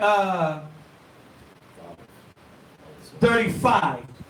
Go to second Esdras, 2 and 35. Oh, that's ugly. Go ahead, I'm sorry. Go ahead, read that. 2nd Ezra chapter 2, verse 35. Go ahead. Be ready to the reward of the kingdom. Uh-huh. For the everlasting light shall shine upon you forevermore. Go ahead. Flee the shadow of this world. Right, now, we're going to find out when it says they followed Yahushua wherever they go. It said they what? Flee the shadow of this world. This is what those 144,000, those virgins did. They flee the shadow of this world. It wasn't like, oh, well, something's holding me back. I still got hooks in me. I still got things that hold me back from my duty and my service and my office and giving myself to the Most High. I still got those things. They flee the shadow of this world. We ain't living for this world no more. We ain't living day by day just to get a job. And then you get a job and that fulfills your life. Or you get a woman and, oh, so your heart is so at ease. Or you get a man and then that's all you needed in life and your life is fulfilled. We're what? We're fleeing the shadow of this world. Our heart is to the Most High. It said we follow the Lamb whatsoever he went. Y'all get this? God. Go ahead. Hurry up. Receive the joyfulness of your glory. Go ahead. I testify myself, my Savior, openly. Oh, receive the gift that is given you and be glad. Right. So you see what's going on here. These 144, these elect were chosen, and he's giving you the stipulations of what they were chosen. Believe it or not, this goes right with Revelation 14, what we just read. Go ahead. Giving thanks unto him that had called you to the heavenly kingdom. Go ahead. Arise up and stand. Uh-huh. Behold the number of those that be sealed in the feast of the Lord. Go ahead. Which are departed from the shadow of this world. Right. And have received glorious garments of the Lord. Take thy number, O Zion. Right. And we know that number because in Revelations it tells us that. See, Ezra talks about the number, but in Revelations it tells us the number, 144,000, the chosen. Go ahead. And shut up those of thine that are clothed in white. Right. Why were we clothed in white? Why? Because we were pure. Because they were pure. Like virgins. Like virgins. Done. You understand? Done. We were pure like virgins. That's what the white represents. You're called to the marriage, what you gonna come in? Oh, yeah. Oh, Yeah, you're called to the marriage, what you gonna come in? Listen, what you think those virgins showed up in? All black? With black lipstick and black fingernails? Black Maybachs. Nah, they came in all white. You understand? Hey, listen, they do it these days. They came as virgins. Pure. What? They were spiritually clean. That's what it's. Watch, we'll go to the scripture. Hold that. Let's show what the white represents. Hold that where you're at. Don't lose that. Revelations 14, 2 and 35. That was 2 and 35, right? Done. It's you want Revelations back to the lake. Yeah. See? Verse 7, actually. Revelations 19 verse 7. Verse what? Verse 7 and 8. Revelations 19, verse what? 7 and 8. All right. Y'all getting this? Revelations chapter 19, verse 7. Uh-huh. Let us be glad and rejoice and give honor to him, for the marriage of the Lamb is come. See, so y'all get what marriage this is. This is the marriage of the Lamb. God. When it says they were bidden to this marriage or get ready, prepare for the bridegroom, it's the Lamb's marriage. Y'all getting this, right? God. You see how these precepts talk? Con? God. They talk to you. Go ahead. And his wife had made herself ready. Right? And who is his wife? Israel. Israel. We went there. Isaiah, Jeremiah, right? Hosea. We're the wife of him. So this is what this parable is talking about. But there's a little more depth in there. Not just that we're bidden to the marriage, because you got 5 wives. 5 wise, and you got 5 foolish. Go ahead. And to her was granted that she should be arrayed in fine linen, clean and white. For the fine linen is the righteousness of saints. So what does the white represent? Clean and white. What is it? Clean. Oh. No, but read on. For the fine linen is the righteousness of the saints. It represents righteousness, purity. Y'all get this? So let's go back into 2nd Ezra 2 and let's finish that up. Did you want Baruch 5 and 2? I think it's good. Baruch 5 and 2? Not 5. Now go to back to 2nd Ezra. 2nd Ezra chapter 2 and verse 40. 2nd Ezra 2 and 40, right? God. Go ahead. Take thy number, O Zion, and set up those of thine that are clothed in white, which have fulfilled the law of the Lord. They did what? Fulfilled the law of the Lord. So now you've seen all the other stipulations. They fulfilled the law of the Most High. Go ahead. The number of thy children, whom thou longest for, is fulfilled. Right. See, and that's what we're waiting for, according to Revelation 7, right? Till the 144,000 are sealed. Now let's ask this question. If you were just to get a good little glancey online and think about how many camps there are throughout the world, are there 144,000 Israelites? I mean, yeah. There's more.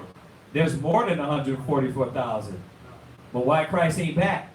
Because they're not sealed. They got to be sealed.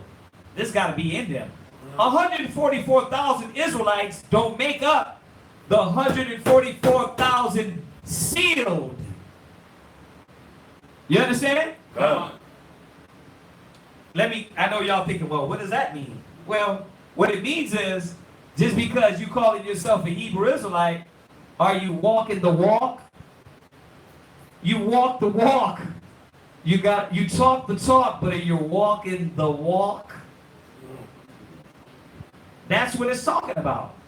There's many Israelites in our school, but what? Who's really here doing the work? Who really here want to follow the Most High and go out there and do the will of the Most High? You understand? God. Y'all got to think about this. How many of you are really struggling still within yourself on how to give? Some of you are just here. You understand that? And you haven't even got past the giving. You know what I mean? You haven't even got to the point of giving yet. You're still what? You're still learning. You're still battling. You're not on the giving yet. I mean, let's be real, huh? How many of y'all are still battling with things to where you haven't even said, man, I got to start doing? It's a rhetorical question. I'm just showing y'all that thought. I appreciate you, bro. I needed, my blood sugar was going down. I needed some of this. You understand that? God. It's something to think about. So let's go back to, did you finish that? Go ahead, read down. Verse 41, second precept. Beseech the power of the Lord that thy people, which have been called from the beginning, may be hallowed. Go ahead. Verse 42. Uh-huh. I, Ezra, saw upon the Mount Sion a great people, whom I could not number, and they all praised the Lord with songs. And in the midst of them there was a young man of a high stature, taller than all the rest, and upon every one of their heads he set crowns, and was more exalted, which I marveled at greatly. This is the marriage. This is the marriage we're being prepared for. We're being prepared to receive our crowns. That's why this is symbolism. We haven't even got to the second verse. Why? Because we got to understand what are we being prepared for? Y'all get this? God. Go ahead. So I asked the angel and said, Sir, what are these? He answered and said unto me, These be they that have put off the mortal clothing. They did what? Put off the mortal clothing. You think about how much work we got to do. Think about how much work you got to do.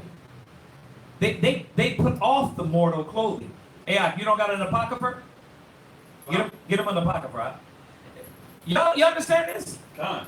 They put off the mortal clothing. Yeah.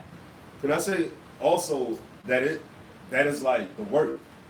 That's like the true work. Because yeah, you can pass out a flyer and you can street speak, but once those people realize who they are, then the real work is. Is that a new one? It's counseling. Give them a new one, and then when you get money, you can give a donation for it, Doc, all right? Whenever you want, you know what I mean? So y'all see this, right? Right. Y'all see what he just said? Yeah, you could be doing it, but are you putting off the old man? The old ways, the old mind? Are you putting off the carnal mind and putting on the spiritual mind? Listen, this is what we all supposed to be thinking daily. Am I putting off the carnal clothing? Yeah, I'm doing very good point. You got brothers that do, sisters do, but still think, feel, act like the old man. Read on. Go ahead. God. And put on the immortal, and have confessed the name of Yahweh. Now are they crowned. Right. Anybody want some of this? And receive palms. Go ahead. I'm sorry. Read that last end. And have confessed the name of Yahweh. Now are they crowned and receive palms. Yeah. So you're reading Esdras speak about Revelations before John even said anything. So we already knew this. Y'all get this? Back to Matthew 25. Matthew chapter 25, verse 1. Okay, now we're at 2. Go ahead. Verse 2. And 5 of them were wise. And 5 were wise. So now that we know that you are the virgins, right? What made the 5 wise? What made the 5 wise? But we're gonna figure that out. We're gonna read down a little bit. Read down. God. And 5 were wise, and 5 were foolish. Verse 3. Go ahead. They that were foolish took their lamp, and took no oil with them. Right. But the wise took oil in their vessels. So the wise took the wise took what? Took oil in their vessels. Right. So you have 5 wise, 5 foolish. What's the first thing y'all get without even adding scriptures to this? What's the first thing you get on why the wise were wise and the foolish were foolish? Who knows? Camilla, go ahead. Because the foolish didn't prepare for The foolish were what? They didn't prepare for purity. What are we learning about the foolish class? That they were not what? Prepared. They were not what? Prepared. That's the problem with a lot of Hebrew Israelites. You're not prepared for your battle. Neither are you prepared for the coming of Yahweh Shai. That's what makes them foolish. We'll get to that. Why were they wise? Because they were prepared. Well, let's see what makes you wise. Read that. Go to Proverbs. Proverbs 1 verse 5. Proverbs chapter 1, verse 5. So let's see what makes these 5 virgins wise. Let's learn something. Go ahead. A wise man will hear and will... Wait. What most likely happened with the wise ones? Read it again. A wise man will hear. Then a wise man will what? Hear. What was it that made them wise? Hear. They were what? Hear. Go ahead. And increase in learning. You know why the foolish were foolish? And you know why they weren't prepared? Because they weren't increasing. You know why the ones that were wise? Because they listened how to get the oil, how to have their lamps prepared, how to be ready. The 5 foolish, right, yeah. Black power, yeah, I'll get to that, right, yeah. Oh, yeah, when is it? Okay, right. I'll be there. Or, hey, listen, you need to work on this. I'm going to work on that. I got to get my spirit right. You put it off. We're going to get to that. But the wise were listening and increasing and growing and moving forward. That's what made them wise. A wise man will hear. He's going to learn. He's going to listen to this wisdom. And he's going to think of the kingdom as a treasure in the field. He's listening. But the cat that don't think it's a treasure, he's what? He ain't preparing himself. He's like, yeah, it's not really a treasure. Like, really? A treasure, brother? Why, everybody else, you got the ones with wisdom? We're like, man, where? What scripture? Let me get my mind right. Let me get my spirit. You're checking yourself. You're correcting your mind. You're correcting your actions and your ways. And you see the foolish ones? The foolish ones are your one you got to tell 1,000 times. You got to constantly warn them. You got to constantly show them. You got to constantly, over and over, teach them the principles of the doctrines. They're forever learning, but never able to come to the knowledge of the truth. Like, we told you this. You've been in the truth 3 years. Like it's simple. The Bible. Read this. You read it, you teach it, you speak it, but now you can't be it? Why? Because you're not being wise. Read it again. A wise man will hear and will increase in learning. Go ahead. And a man of understanding shall attain unto wise counsel. Yeah, a man, you know what these wise virgins were doing? They were listening, trying to adhere and trying to get the keys. If you just put yourself in the moment and ask yourself, this is what I do some days. I sit and I can just imagine at that moment the chariots of the Most High coming through the 4th dimension. And then saying to myself, where are you at? Put yourself in that emotional moment and say, where are you at? What are you going to say you did for the Most High? Now me, I personally don't say nothing because I can't see myself justify myself to the Most High. But I at least ask myself, what are you doing? And are you prepared? Brothers and sisters don't prepare themselves, man. And they don't prepare themselves because they ain't listening. That's the first damn problem. You don't want to hear. You want to do it your way. And guess where you're at? I said it the other day. How long you been in the truth? And how far are you still dealing with the basic things? You're still dealing with the 3-year back problems? So you're trying to tell me the spirit of the Lord, the wisdom of Hamashiach, the knowledge of the Bible hasn't changed you yet? Now you see why you're not prepared, because you're not listening.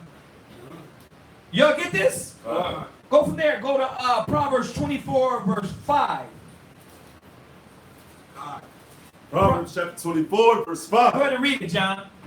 Go ahead. Proverbs chapter 24, verse 5. Go ahead. A wise man is strong. He's what?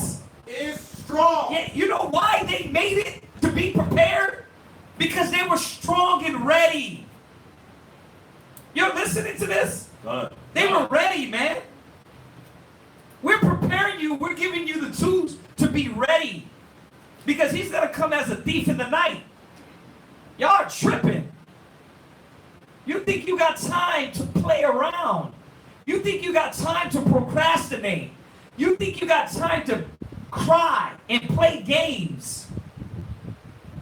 You got these brothers and sisters, you gonna play games until your damn head is off your body. You're gonna play games till the Most High finally take you out there and get you around somebody to kill you, stab you, hurt you.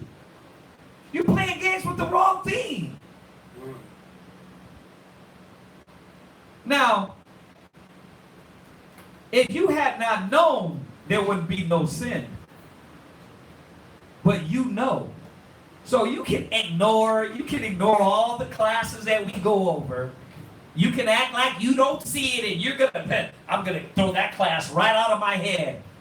Please, you know. And you're gonna be accountable for what you know. You're supposed to be increasing in strength. If you're 1 year in the truth, then you're supposed to be a 1-year-old in the spirit, strong. If you're 10 years in the truth, why the hell are you doing how's a 10-year-old doing what a 3-year-old does?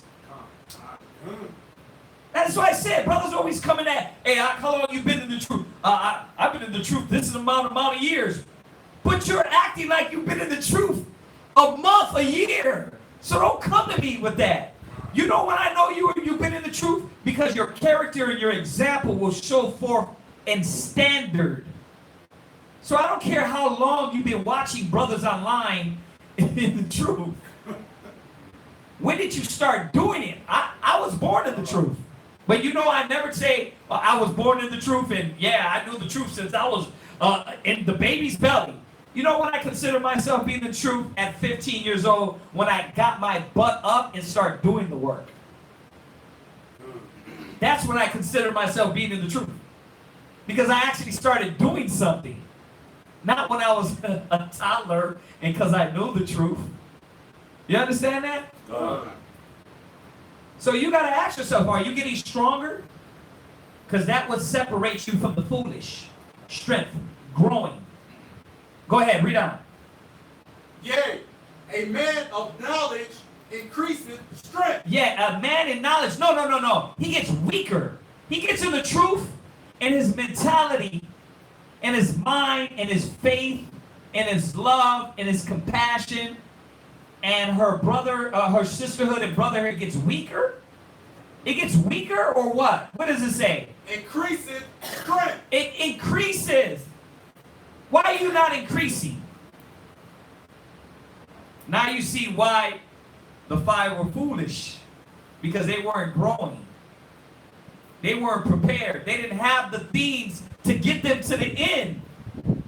So what did they do when Yahushua came? They were like fumbling around. Give me that breakdown. They want to get right when there's fires and shootings and they want to be like Christians. You know what I mean? Planes in a tower. Then they want to what? Run the church. Teach me that line one more time, brother. It's too late. You get in a wheelchair, then you want to be what? You want to be right. It's too late. They got a brother that calls me, man. I'm not saying it it's funny. I'm saying it because it hurts. He calls me and it's like he's in his own captivity. I'm like, you're in bondage. You're fighting with this woman all day, every day. I'm like, won't you come to class? Because I don't want to bring that spirit around the class. Brother, you just rather have the demons on you or fighting and arguing with a woman all day? It don't work like that. You got to run to the spirit. Run to the fire. Run to the cleansing. But what happens is, our logic, we want to do it our way. And you don't get stronger. You know of the truth for 5 years, but you're not increasing. Go ahead. So, did you finish that? Go ahead. Read it one more time. Verse 5. A wise man is strong. Yea, a man of knowledge increaseth strength. Go ahead. For by wise counsel thou shalt make thy war. Yeah, you see that? but I don't want to be around men of wisdom and understanding. I'm going to go at this war blind. I'm going to go at this war with a carnal mind and a carnal map. You need this knowledge. You need this knowledge to get through this war. Proverbs 9 verse 8. Proverbs 9 and 8. We're just talking about what made these wise men wise. Excuse me, wise virgins. What made these virgins wise? Read that. Proverbs chapter 9, verse 8. Reprove not a scorner, lest he hate thee. Yeah, see, listen, you know what made a wise man wise? Because when you reprove the nigger, a rebellious, stubborn, stiff-necked person, they stay in that mind. They stay in that mind. Well, what is it with the wise man? Go ahead. Rebuke a wise man, and he will love thee. Why? Because he's going to grow. He's going to move forward. They were not prepared. Those virgins were not prepared. That's why when he came, they weren't ready. That's what the lamp represented. The oil. The oil represented the things that keep them burning. Right? The light is the wisdom. The lamp was the thing that keeps the wisdom burning. Why are you going to keep shining? One essential thing we're going to find out. Faith. Why are you going to keep moving forward and giving and being charity and ministry and washing the saints' feet and teaching the word and fighting in the spirit of the Most High? Faith. That's what keeps your light shining. But these cats, they didn't have it. They didn't even have enough. Y'all get this? Then they wanted it at the last minute. That's Israelites. If that ain't black people, who is? Who this is? What? Who had their hand raised? Yeah. That's why when you read in Psalms, it was about letting the righteous smite me, right? Because he's referring to that as an oil that fuels him. Right. It said, let the righteous smite me, for it shall be a kindness. And let him reprove me, and it shall be an excellent oil. Right. Because that's what we use to fuel us. It's these things that use to fuel us to keep moving. But you know why they were wise? Because a wise man looks at that with wisdom. But a proud man, a stubborn, rebellious, those are the ones that keep making the same mistakes. Those are the same ones that gotta go back and be repenting. Yeah, damn, I don't know. Why? Because you don't listen. You're a fool. You won't be going through this if you listen. But you keep putting yourself in the same predicament over and over. Just like them out there, we tell them, don't eat pork, don't do crack, come to the Most High, don't smoke weed. Weed ain't gonna solve your problems. Drinking ain't gonna solve your problem. They're like, nigga, y'all crazy. But where are they at? Still in that destructive Hosea 4:6 mind. Destroyed for the lack of knowledge. Constantly having the Most High reject them because they don't want to listen. Same thing in here. These virgins were food. Now, these are virgins. This is talking about us. It's talking about us that already gave ourselves to the Most High. But you got wise virgins and you got foolish virgins. Y'all see that? Go ahead, read out. Verse 9. Give instruction to a wise man. And he will be yet wiser. He will be what? Yet wiser. Yeah. See what happens when you give it to a wise man? Go ahead. Teach a just man. And he will increase in learning. He will do what? Increase in learning. Now, I mean, you don't have to have nobody judge you. Judge yourself. Why you ain't increasing? Why are you still making the same foolish mistakes? If your way is right. Y'all get this? Go to Matthew 7, verse 24. Matthew 7, verse 24 and 25. So this is the parable of the 5 virgins the 5 virgins and the 5 wives, 5 foolish that were bid into this marriage by the bridegroom. Y'all get this? Go ahead. Matthew chapter 7, verse 24. Therefore, Whosoever hears these sayings of mine, and doeth them. And what? And doeth them. Wait a minute. Would that make me wise? Yes. Read. I will liken him unto a wise man. Unto a what? A wise man. Yeah, brothers. It's like the method is here, but you don't want to listen. You don't want to do. You want to hallelujah, praise the Lord. You want to pump your fists. You want a black power movement, shout out. But what are you doing? Are you working on yourself? Are you applying and listening? Are you gaining wisdom? Are you gaining change? That's how you prepare yourself. You're not going to be prepared. You're not going to be ready if you're not preparing yourself now. Y'all get this? Go ahead. Which built his house upon a rock. Right? And the rain descended. Because the wise man, he builds his house fortified. But this man that, right, he says he built his house upon a rock. He built his house in stability. Wisdom, the knowledge, the Most High gives you stability. Right? A double-minded man is unstable in all his ways. You're building your house on an unstable ground. Unsure. That's why you get brothers. It's like, one minute you gun-ho, super Hebrew Israelite, next minute you're doubting. You're unsure. Where's your confidence at? Where's your trust and faith in the Most High at? And most of all, why do you just listen and do? Why? Because you try to overthink. Israelites are so damn smart, man. They think themselves out of following and doing the will of the Most High. What? It made me think when I was a manager and they had these guys under me. Yeah. All I wanted to do was get these guys to a level where I could promote them to supervisor, and they always had some kind of conspiracy and thinking themselves like something was, like I was doing something against them, or I didn't like them for some reason. And I kept trying to tell them, like, no, I'm trying to move y'all up. I do like you. That's why I'm going through this week. Right. But people sabotage themselves.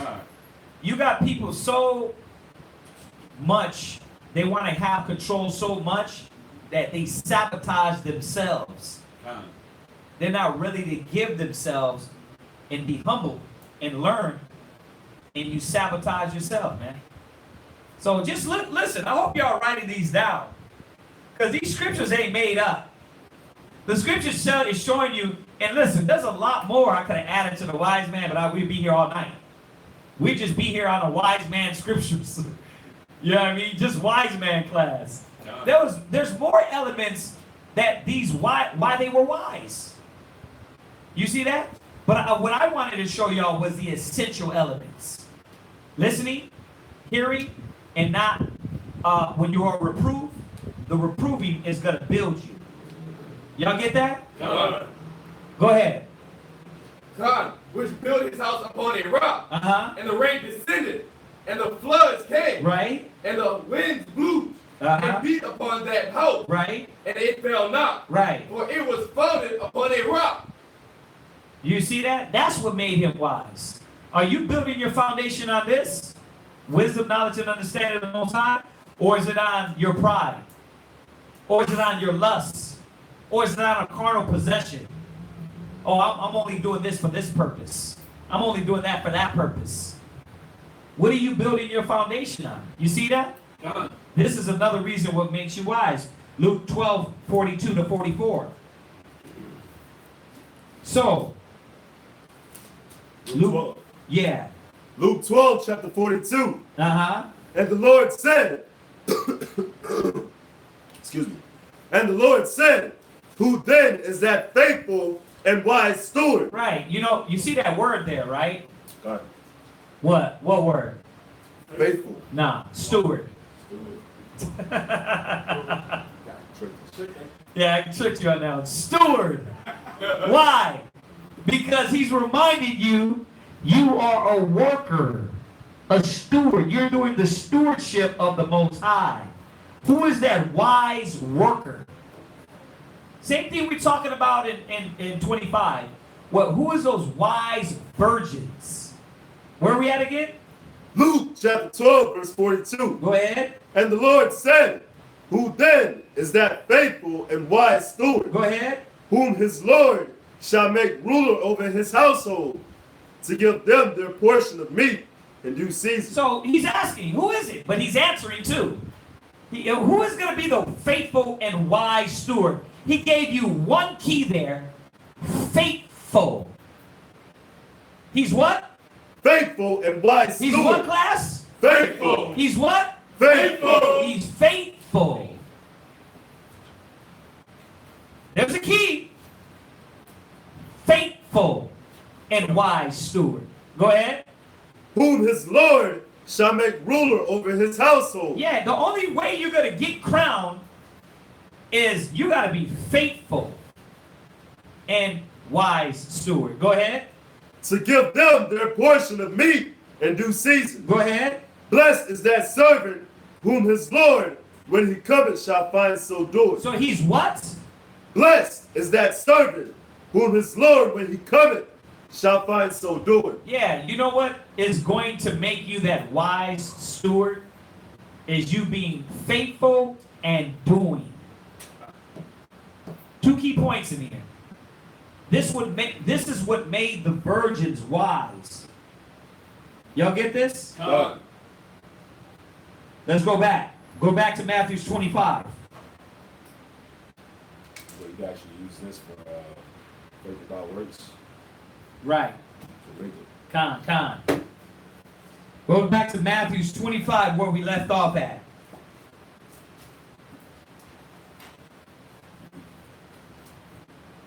Go ahead. Matthew chapter 25 And 4. and verse 4. Go ahead. But the wise took oil in their vessels with their lamps. With their what? With their lamps. So what are the lamps? We're going to talk about the lamps first. What does the lamps represent? Go to Psalms 119, 105.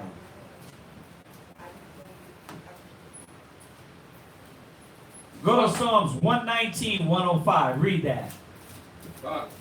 Psalm chapter 119, verse 105. Go ahead. Thy word is a lamp unto my feet. Read it again. Thy word is a lamp unto my feet. You know what the lamps are? The lamp represented the thing that would guide us. You understand that?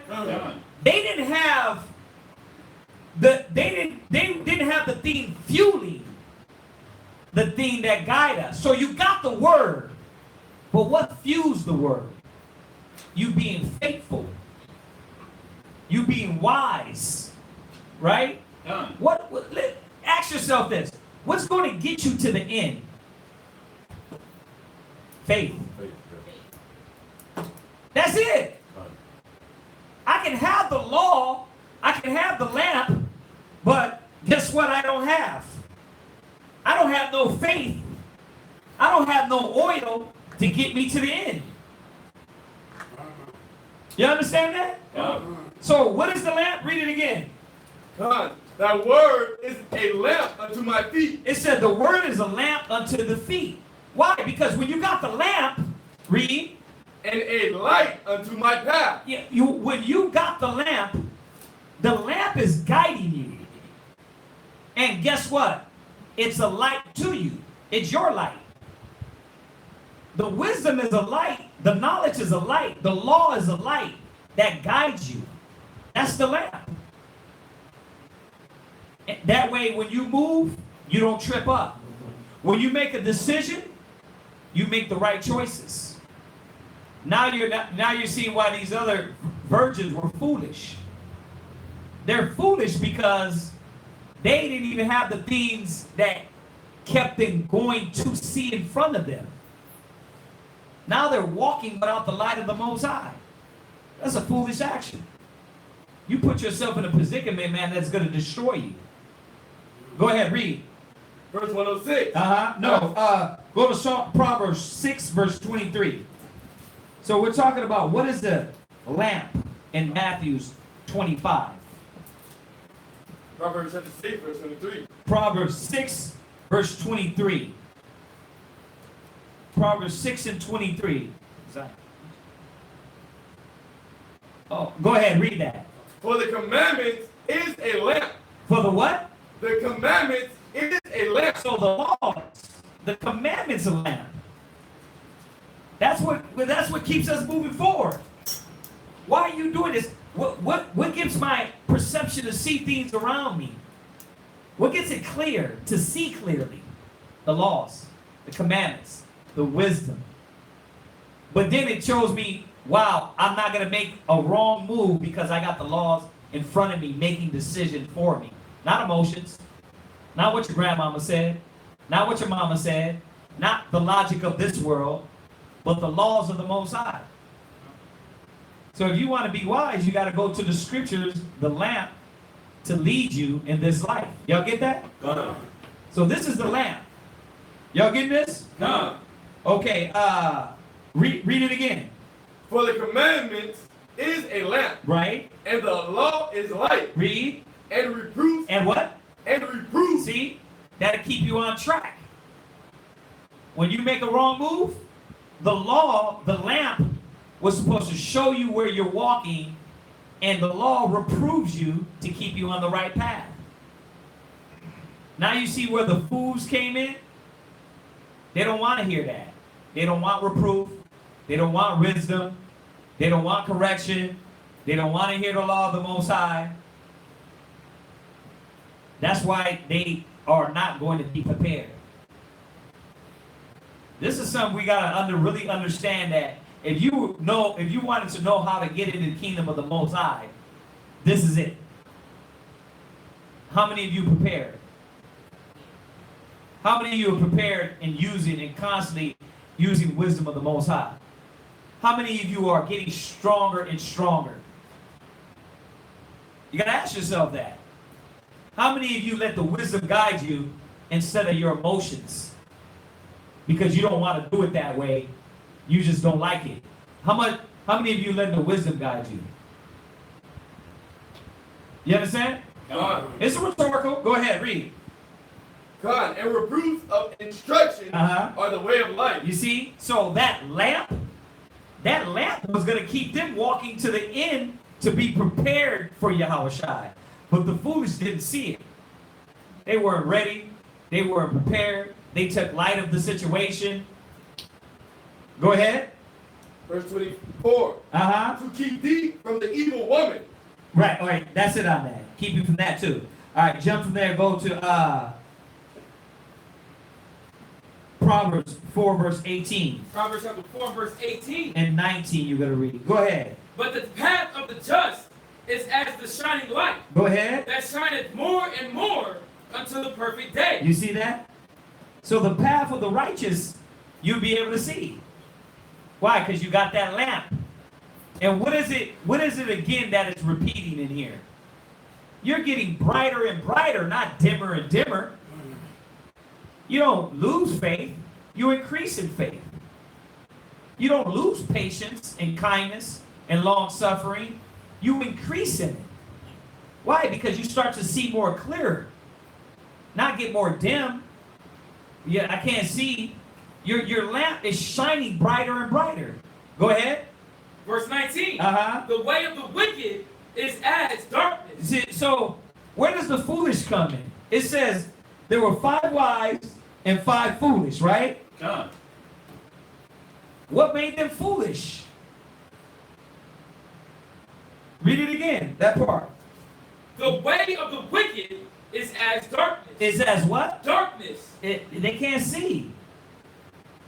Y'all don't understand, man, the themes that the wisdom, knowledge, and the giving yourself to the Most High gives you is foresight. You understand? Counsel gives you foresight. Y'all got to understand that. It gives you foresight so you don't make the same mistakes. So you got to see why brothers and sisters are blinded, because you keep making the same mistakes through your logic, through your emotions, through your feelings. That's what makes you foolish. Go ahead, read. They know not at what they stumble. Yeah, and then they what? They're the ones that's all caught up in their head. They don't know why this is happening to them. I don't know why it's happening to me. I don't understand. Why me? It'd be easy to us. We got the lamp there. We're like this. Well, yeah, you got a lot of pride on you. You're like, you doing this with the lamp, like, oh yeah, you don't see it? You're like, look, it's right there. You got a blood-sucking demon on you, and it's called lust. Yeah, it's right there. And they're like, they can't see it. They're like, I don't see where I stumble. And it's what? It beats them up. But the ones with the lamp is like, listen, the scriptures say this. Pop, pop, pop, pop, pop, pop, pop, pop. And they're what? They know not where they stumble. They keep making the same mistakes, ever learning, but never able to come to the knowledge of the truth. Stumbling everywhere, where it's like you got to be taught over and over again. When it's simple. Stop doing that. Go ahead. Verse 20. Uh-huh.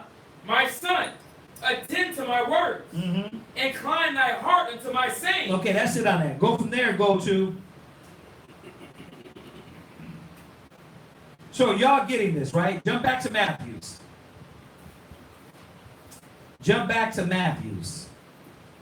Matthew chapter 25. Go ahead. Verse 4. Uh-huh. Verse 4. Go ahead. But the wise took oil in their vessels. Right. With their lamps. Right. While the bridegroom tarried. Right. They all slumbered and slept. Right. And at midnight there was a cry made. Yeah, that hour. That hour. Go ahead. Behold, the bridegroom cometh. Read. Go ye out to meet him. Mm-hmm. Then all those virgins arose. Uh-huh. And trimmed their lamps. Right. And the foolish said unto the wise, uh-huh, give us of your oil, for our lamps are gone out. Yeah, it's like, I was trying to give you some of the oil, huh? But you didn't want it. I was trying to give my wife, my brother, my sister, I was trying to give you some of the oil. You understand? But y'all, you didn't want the oil. You wanted to do what you wanted to do, how you wanted to do it. And it comes like that in your situations in life, that you got brothers and sisters, man, you keep falling to the same sins and want to know why. Because every time you're given the oil, you're like, no, I don't want that. You're given the faith, I don't want that. You're given the wisdom, I don't want that. That's why it says a wise man heareth and reprove and is increased. That's what made them wise. What's the opposite? The other man don't want to hear. I don't want to hear that. Come. Yeah. Nah. No. All right. Well, you're going to keep making the same situations and faults and issues and problems. Y'all get this? What verse are you at? Matthew chapter 25 and verse 9. Go ahead. But the wise answered, saying, go, not so, lest there be not enough for us and you. Right. You were supposed to get it while the getting was good. But you didn't know how to get it. You thought, you were thinking, like you got some of these cats, I can read the Bible and I can get it myself. Man, if that's the case, then listen, why did we even need to know we're Israelites? If you were going to get this by yourself, then you don't need us. You could have been had it. Y'all don't get it, do you? That's the mind that kills you. You're thinking like, I can read too. That means you already got it. That means you would already had it. Right. You would already had it if you didn't need someone to tell you how to be wise and use wisdom and walk and deal in your household, in your family, with your kids, in your own mind, how to let go of anxiety, pride, anger, doubt, jealousy. If you know how to do it, then it would be done. You wouldn't have to have us put together 75,000 scriptures. You would already know. I'm letting my pride get to me. Scripture say if you judge yourself, you judge no man. But why you have to be told? Because you don't know. So the Most High said, I'm going to send you teachers to tell you what you don't know. I know it sounds, once again, this sounds like, yeah, that's a no-brainer. It's not a no-brainer because brothers and sisters come acting like they know. And if you knew, then why the hell you weren't born knowing you was an Israelite? You don't know. You got to be shown. These right here, they didn't hear, they didn't want to hear, they didn't want to prepare themselves, and they were not ready. And that's what will get you not ready. That will get you not prepared. Go ahead. But go ye rather to them that sell and buy for yourselves. Go ahead. And while they went to buy. And while they what? Went to buy. Go ahead. The bridegroom came. And they that were ready went in with him to the marriage. Go to Ecclesiastes 5 verse 7. You're trying to get oil at the wrong time. That's the ones that get shot want to cry out for God. The ones that get in a car accident want to cry out for God. You got so angry you choked your rib out and you killed her, and then now you want to cry out, what did I do? You did exactly what the brothers with the wisdom told you not to do. But you snapped because you didn't have the things inside you to be prepared for that day. For that day where anger overthrew you. For that day when pride overthrew you. You weren't prepared. What? On that, them going out to the people that sell, would that also relate to them just going out into the world and getting whatever knowledge is out there? No, that was the ones that were teaching. They were trying to go get it from the ones that had it. Who's the ones that got it? Us. The ones with the wisdom, knowledge, and understanding that's going to tell them the laws and commandments of the Most High. That's the ones who got it. Listen, these virgins, it already put you in this parable already puts you as a virgin. You were already knowing that you were prepared for Christ, that you were married to Christ. But it's like now, think about it. Many shall come in my name. Many shall come and say, I have taught in your name. What happened? They weren't really prepared. You were teaching in His name, but where's your spirit? That's why certain brothers get angry because they got busted down and lost their rank in here. If you can be the example, then you can get your rank. You can get your rank back. But you can't be talking about it, but then don't want to live the standard. It don't work like that. Above all, you can have humility and say, you know what, I'm wrong. Let me fix it. You see that? Because is anybody perfect in here? Nah. But you know the one thing that kills brothers in here is your damn pride. Instead of you saying, you know what, man, I don't know, because if I knew, I wouldn't have did it. If I don't know, I shouldn't be trying to beat the logic of what you're telling me out of my head and fighting with you, because I would have did what was off in the spirit. But they're not doing that, and therefore the Most High has to humble them. And we got to say, listen, that can't be the example. You understand that? No. Don't get mad at me. Don't get upset at me. You angry at me, you lashing out at me, because why? This is a battle within you. You should have followed the example that's laid down. You understand that? No. Go from there and read that, Ecclesiastes 5 and 7. Ecclesiasticus chapter 5, verse 7. Go ahead. Make no tarrying to turn to the Most High. Yeah, they you know why they went out there? They're going to go try to get this oil and get these things prepared. Why? Because when it was time, you were BSing around. You were playing games. You didn't study. You didn't counsel. You didn't follow the right example. Right? You had every excuse.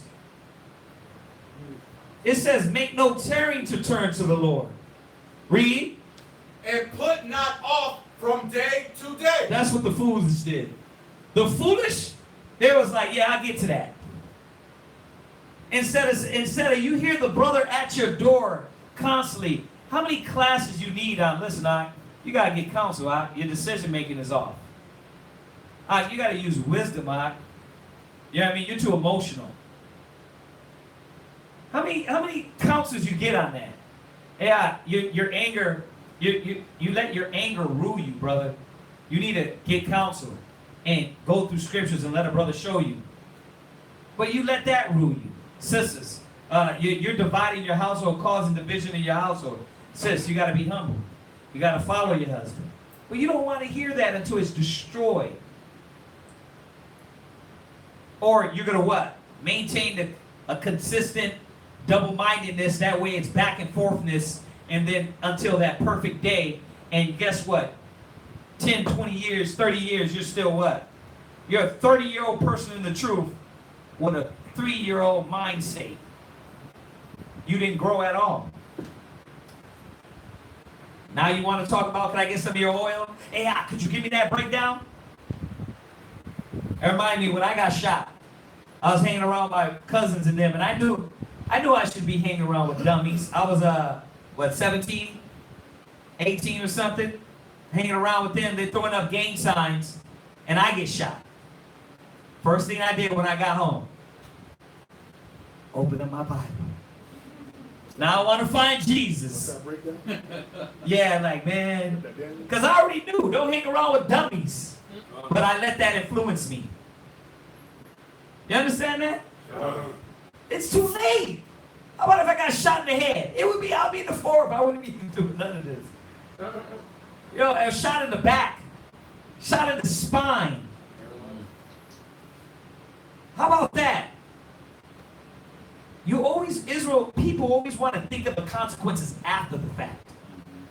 Once you put yourself in the consequence in the moment and understand, now, I can change my circumstance now if I'm thinking and applying and using the wisdom.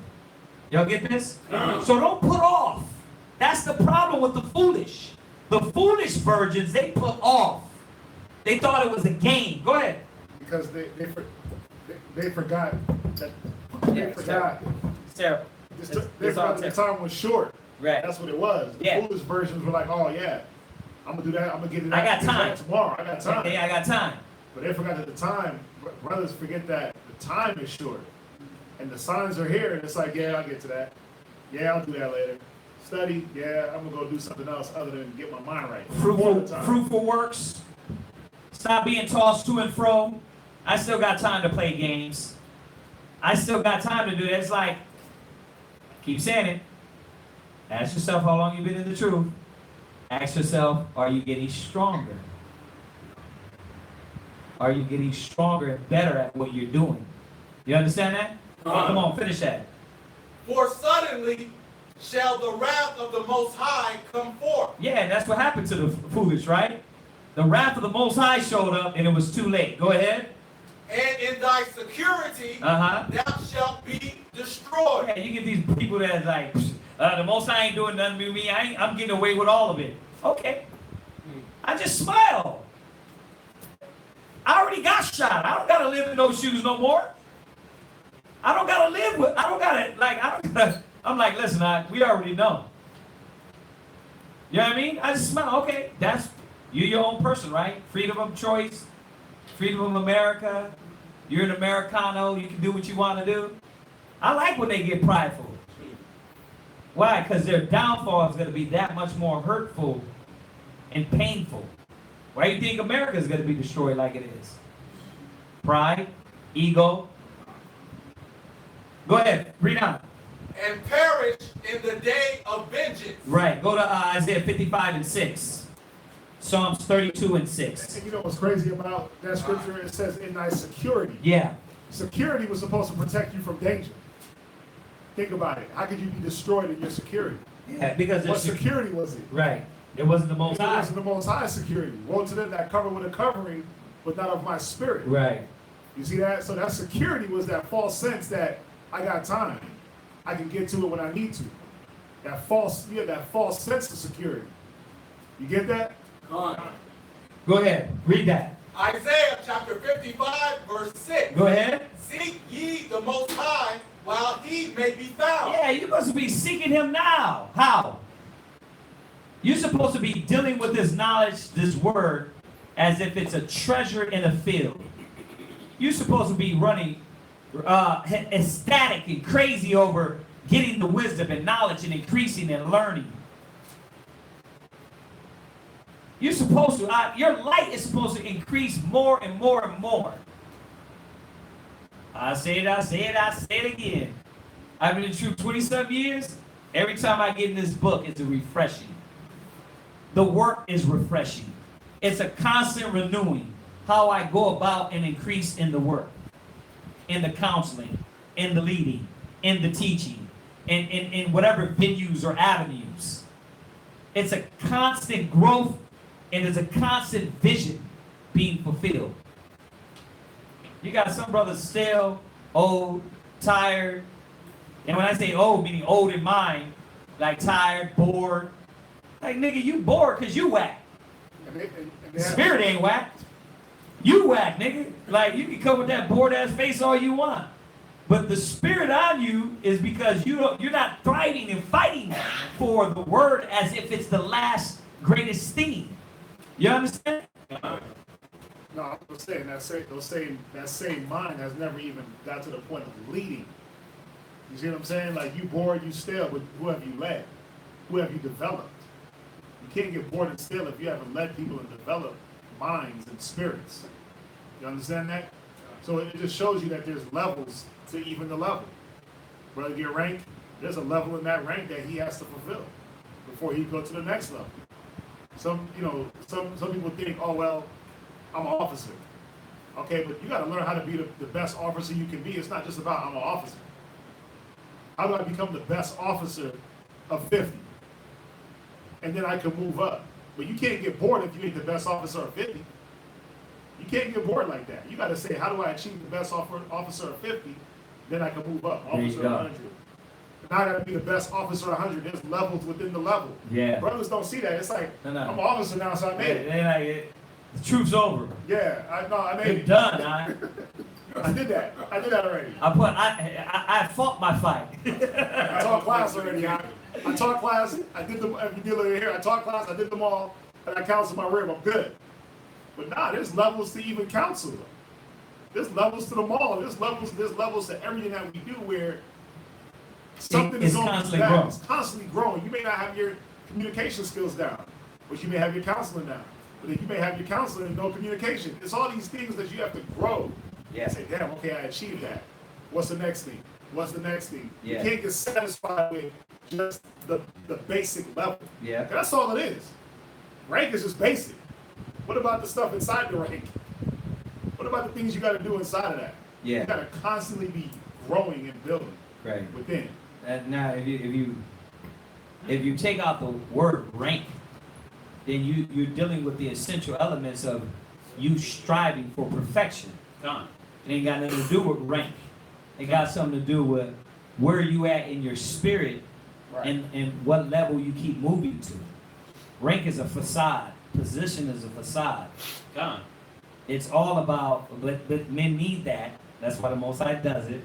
But once you understand, you start gauging yourself at the levels of where you're at and where you need to grow. That's why it says, if a wise man judge himself, he's judged of no man. Y'all get that? So let's finish that real quick, because it's 10:02. Go ahead. Call ye upon him while he is near. Right. The scripture said, call upon him while he's found and while he's near. Now is that time. Now's the time the Most High is near and he can be found. Go back to Matthew 25. So these virgins, man, they're trying to do things at the last minute. You should have did it when he could be found. Go ahead. Matthew chapter 25, verse 10. And while they went to buy, the bridegroom came. Go ahead. And they that were ready went in with him to the marriage. Go ahead. And the door was shut.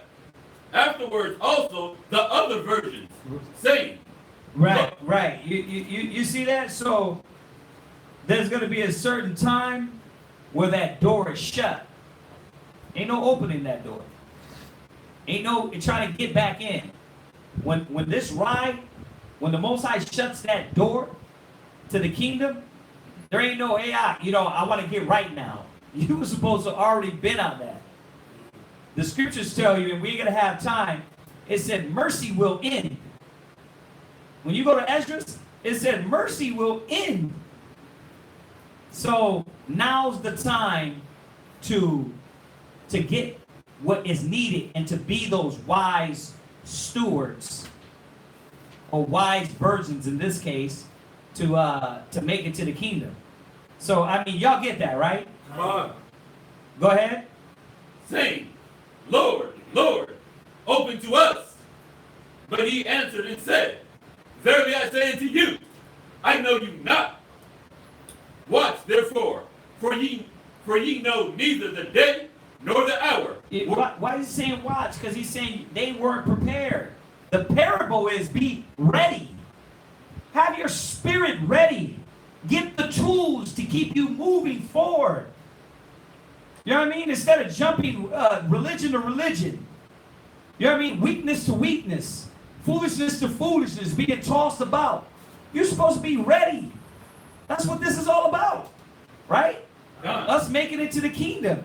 But the thing is that you don't get that it's the essential things in your life that you're being hit on to correct. You don't get that. That is preparing you. That's why they say, except a man purge himself of these. He said in the Most High's house, there's different vessels. Some to honor, some to dishonor. Clay, hay, stubble, wood. What are you? What did you build yourself to be? Y'all get this? Because listen, you only got power over yourself. You got power. The Most High gave you the power. He said you have the choice. Choose Jesus this day, life or death. So all that, blaming it on people, blaming it on weaknesses, you got the power. All we are just messengers. I don't give a dang how many classes we go through. We can't force you to be in the spirit and be Christ-like. It's the spirit that quickeneth. So if you're not letting the spirit in, you will not be quickened. Y'all get that? So, anybody got any questions on that? On the topic? Did that answer your question? Right. It was his question a few weeks back. He wanted to go over it in detail, so we did that. All right. So, brothers and sisters, let me say this. We are not going to be having class Friday and Saturday because we're going to a summit. So we're just letting y'all know we have a summit in Albuquerque. So we're not going to be, majority of the teachers are leaving. So we're going to be back here Monday. All right? It's a summit, trying to get all the brothers on the West Coast brothers back in the days, get them back functioning and try to do some good works with them also. You know what I mean? So we want to, of course, do our part in supporting that and see where we can add to the part of the body in doing that. Just like we did on the East Coast for with the House of David and all the other camps. So we want to do that with the West Coast. So know that we're going to be doing that. We're not just taking off class for nothing. All right? So other than that, just look out for us Monday and we'll be back here. All right? All right, and y'all know my number. My number is 281-707-2737. If y'all got any issues or situations or problems or need help with, need counsel, you can always hit us up. All right. So other than that, let's salute them and let's say shalom, y'all. Shalom. So that rang. That means that there probably pictures or something on the computer